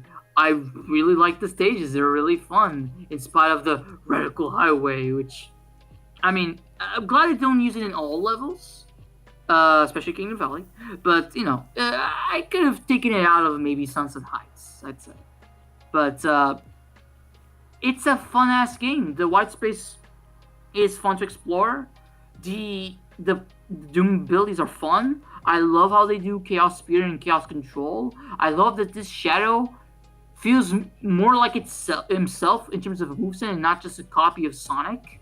I hope that this is what Shadow is in terms of moveset going forward, because many great things you could do with him with this movesets, and it's just a fun game. I wish there was more, really, and yeah, that's pretty much it. I don't have any complaints. The rocket parts kind of suck. Like, there's any kind of complaints I said in this video were relatively minor, because the overall experience, especially the casual experience, is super fun, and I really enjoyed my time with Shadow Generations. I'm not sure if I'd rate it like as a top 3 Sonic game, because it has content with stuff like Unleashed and Adventure, but it's definitely up there. It's a great time, and I hope that the Sonic series just continues to grow from here, because and this is kind of like a segue for the next topic, the future. So, after Sonic Movie 3 comes out, there will be hype around and stuff like that. I hope it gets reviewed well, as we all hope. But then afterwards, hope it beats Mufasa at the box office. Yeah, I hope so live too. the king. But then afterwards, we won't be hearing much about Sonic for a while, because we don't know what's going to be happening next year. Maybe next year we could get a game of some kinds, or maybe not. But if we don't get a game, like, I would love if they make DLC for Sonic X Shadow Generations. I want more of it, and not just for Shadow Generations, but for Sonic Generations as well. I've suggested this to you guys, but what about like levels from other games, even if they're not mainline? Like, what if we get like a Sonic and Secret Rings level for Sonic Generations and a Sonic and the Black Knight level for Shadow Generations? Where we get like, crazy ideas, like we take a Sonic Riders track, we take its aesthetic and mechanics, and just make a brand new level out of it, or something like the Underdogs, like Rivals, or Sonic Rush. After they converted the open world of Chaos Island to a level, the sky's the limit. I want to say the sky's the limit, and I feel like they should do more. I feel like I want to get more DLC after the Sonic Movie 3 DLC. I want more. I actually have an idea for a level pack for Sonic, the base Sonic Generations. Go ahead. It's like they take the levels from the 3DS version of Sonic Generations and reimagining them to fit the console versions, which means, okay, we won't have Green Hill Zone again because we already have it. So we would have an actual Casino Night level. Mm-hmm. We would have an Emerald Coast level. I would personally take out Radical Highway since we already have it in Shadow Generations, but it would be funny if they actually put that one in Sonic Generations. Yeah. Well, Highway 2. Electric Boogaloo. And then we got, I forgot the name of the Sonic Rush level. Water Palace. Water Palace, that would be great to see. Tropical Resort from Colors. And then, to fulfill, the level that's missing, I would say add a Sonic Lost World level and a Sonic Mania level. That's for Sonic Generations. For Shadow Generations, I would love to see Shadow the Hedgehog level. That's like the big one I want to see. An actual Shadow the Hedgehog level. I would love to see. I think Black Comet makes the most sense, for sure. It's visually interesting. It ties in with all the lore with Black Doom and Shadow. But I would love to see my baby Sky Troops. Yeah, that would be nice. That would be nice to see. Someone made a mod for it in the PC generations. So that would be really cool. Besides Sonic Generation, I would love a Sonic and the Black Knight level for Shadow. Maybe the one where we play as Sir Lancelot.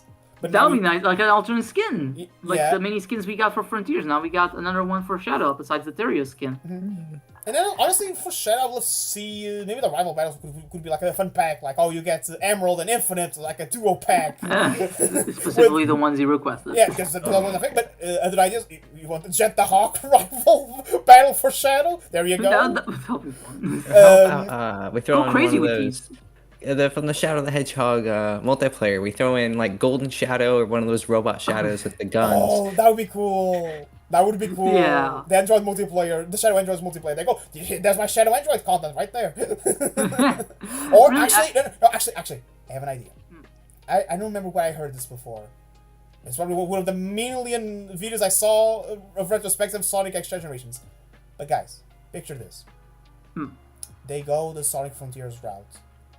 And they add a slightly smaller story campaign that like ties in. It's like you did Sonic's story with Sonic Generations, you did Shadow's story with Shadow Generations. You unlock the last story Well, like, Oh wow! I don't know how they would bring classic Sonic back into the plot. I don't know, but like, imagine, like you have a full level with three acts, classic Sonic, modern Sonic, and Shadow, and then you fight, I don't know, a mix. The remnants of Time Eater. Time Eater mixed with Black Doom, and maybe Netflix actually gets a chance to shine, because like I said in the commentary, there is the theory from Ian Flynn, the main writer, that Netflix and Solaris was connected to Time Eater. It would be fun if after, that little battle with Netflix just found a way back, and there's like Solaris, and then it's like Sonic, classic Super Sonic, and Super Shadow, or Doom Wing powered Shadow, joining forces and defeat this final big bad. That's like the last story to That end would be on. cool. I just don't know how they do it in story because both stories ended. Yeah. So that's why I don't think this is gonna happen. But just think of the possibility. Yeah, really, what I would like most with DLC is just represent games that are not represented already. I love just them to pull from spin-offs because you can make some, because especially like Secret Rings, there's so many cool level themes in that game. Like, pull a lot of cool shit. There's so much cool stuff from Fraud series. Hey, maybe Sonic CD can actually get its own level. You know what? Why not? Yeah. Or fuck it, 3D Last. Rusty Ruins or Panic Puppets. Ooh, that Richard Jocks like from Center Version. That would be great. I would love a Sonic Rivals 2 level, the one that's on the Old West. Oh yeah, or maybe the Greek one. Mm-hmm. But there's so many possibilities. You may even say it's endless possibilities. And well, then after that, I want to discuss a little bit of some rumors that have been popping up. So if you're not, for anybody in the audience, if you're not really into this kind of stuff, to turn away now, I guess. I mean, we already spoiled the game. I should have put a spoiler warning in this. Whatever. Maybe I'll put it in the titles, like spoilers and stuff like that, or maybe I put it in the video itself. So, back when Frontiers was coming out, there were some 4chan leaks before it released of like some people saying that they were part of a focus group and they were talking about the stuff that they played. Now, there were no platformers, they were just roaming around the open world and fighting the boss and stuff like that. And then the interesting thing is that by some of the leaks we got from Sega themselves of a video, they were probably true. And then the game got transformed a lot. Like, they probably added the grind rails to add more platforming and stuff like that.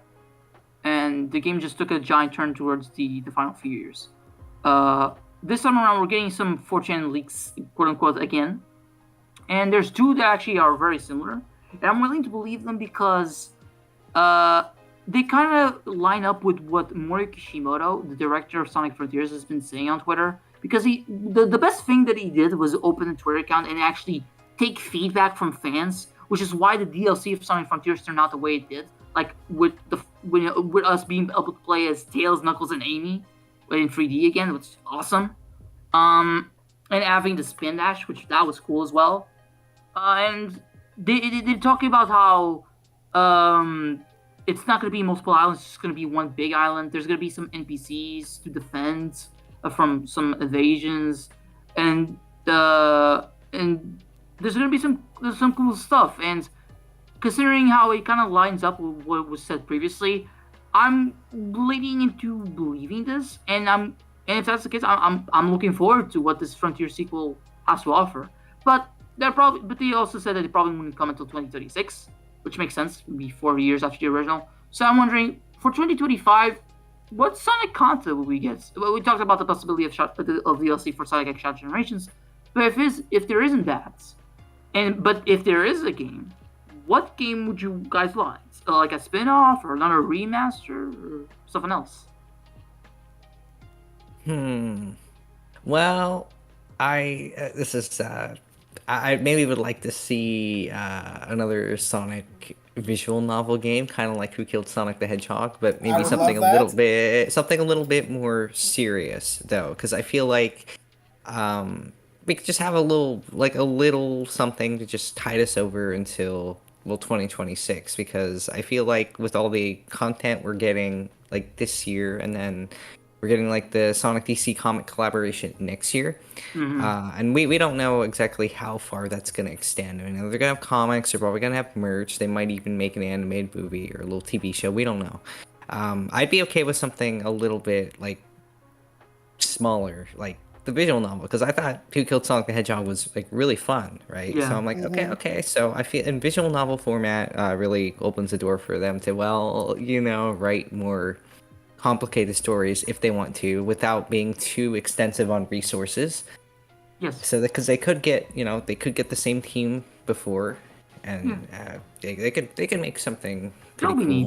with The smaller Murder people. Sonic Hedgehog sequel. That'll be nice. Or not necessarily a sequel to that, but just like another visual novel set in the Sonic Yeah. universe, perhaps where we like play or follow different characters. Possibly. So that's kind of like my crack pick. I don't see it happening, but that would make me happy.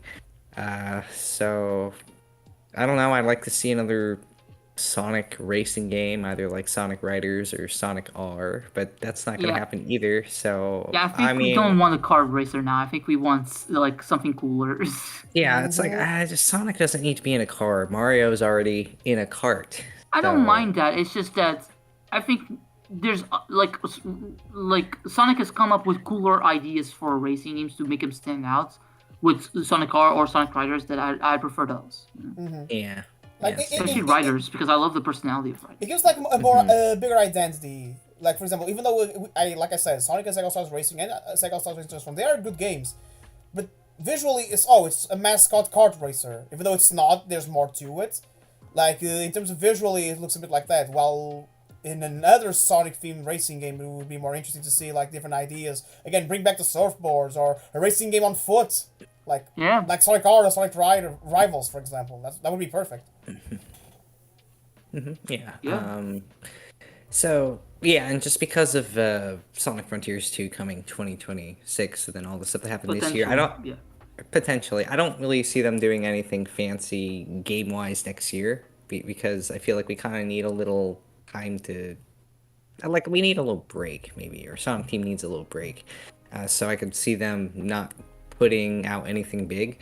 But speaking of big, I'd like to see Big's Big Fishing Adventure 4.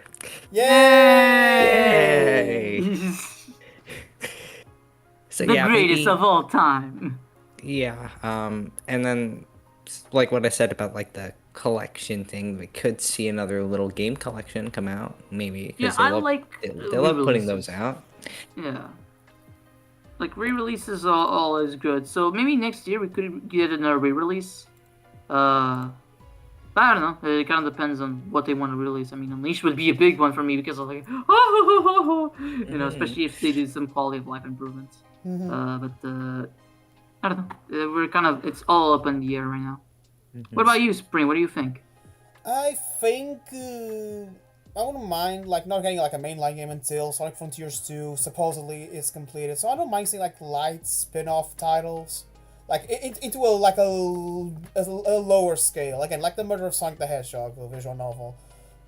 Maybe some remasters could also fill in the void, because now they have like another foundation. Like, oh, let's re-release a game and then add like an extra story and campaign. Like we brought up the idea of maybe a Sonic Unleashed remaster, right, with Knuckles campaign. I actually see people do that with Silver too. Maybe they can do something like that as well. Again, because there's going to be a lot of new people coming in thanks to the movies, especially Movie 3. Because Movie 3, even though it doesn't have a lot of new trailers, it definitely has the hype for it. Yeah. So a lot of new people are going to join in the fandom again because of those movies. So having remasters of old games and try to tie in new people with some extra content to also bring the older people to invest in these remasters, I think would be great. So I would love, crack theory, I would love a remastered Sonic Heroes, bring that game back, finally. Please improve the controls. I don't know if they're going to find a way to not replay the game 4 times, but at least fix the controls so the game can be playable. And then maybe add, like I said before, like a little custom mode where you can just customize your team. like pick one character for power, one for speed, one for flight, or just balls to the wall, create a new story campaign with a brand new team, Mighty, Ray, and Trip. Why not? Yeah, or Silver, Blaze, and Marine, or Metal Sonic, Tails Doll, Mecha Knuckles, or Eggman, Metal Sonic, and Sage for some reason. Like, just... wait. Like, it'd be funny. Like, Sage... Yeah, Sage was always a thing in Heroes, guys. You just never knew. Like, this type of remaster, you know, to tie us over into the next big game, which, again, when that big game happens, I hope they take all the feedback, both positive and negative, from Frontiers. They see the foundation they've built with Shadow Generations, and give us one heck of a Sonic adventure. I said what I said. Yeah. And then we'll get adventure free. I would love that, but we'll see. Adventure free, like, I don't even know what I want in an adventure free, gotta be honest. Whatever, that's a topic for her. Yeah. Well, so since we're reaching the end of the video, any last thing about anything we talked about do you guys want to ask? Shadow Generations is a good game. Buy it. Go play it. All right. What about you, Klaus? Yeah, but buy Sonic Shadow Generations and go see Sonic 3 in the theaters, please. Go see it multiple times if you have to. We got to get those box office numbers up. In case you live in a non-English speaking country, watch it twice. Once in the original dub, the other in your local dub. I'll probably be doing that for me. Yeah. So yeah, so thank you all for watching this video. This is a bit of a different video than the ones I normally do, but I felt it was fitting considering the number of times we mentioned Sonic X Shadow Generations and how good the game turned out to be. So, with all that being said, thank you guys for watching, and have yourselves a good one. See you next time, and enjoy Sonic X Shadow Generations. Plan on buying it. Later. Sayonara. Adios, everyone.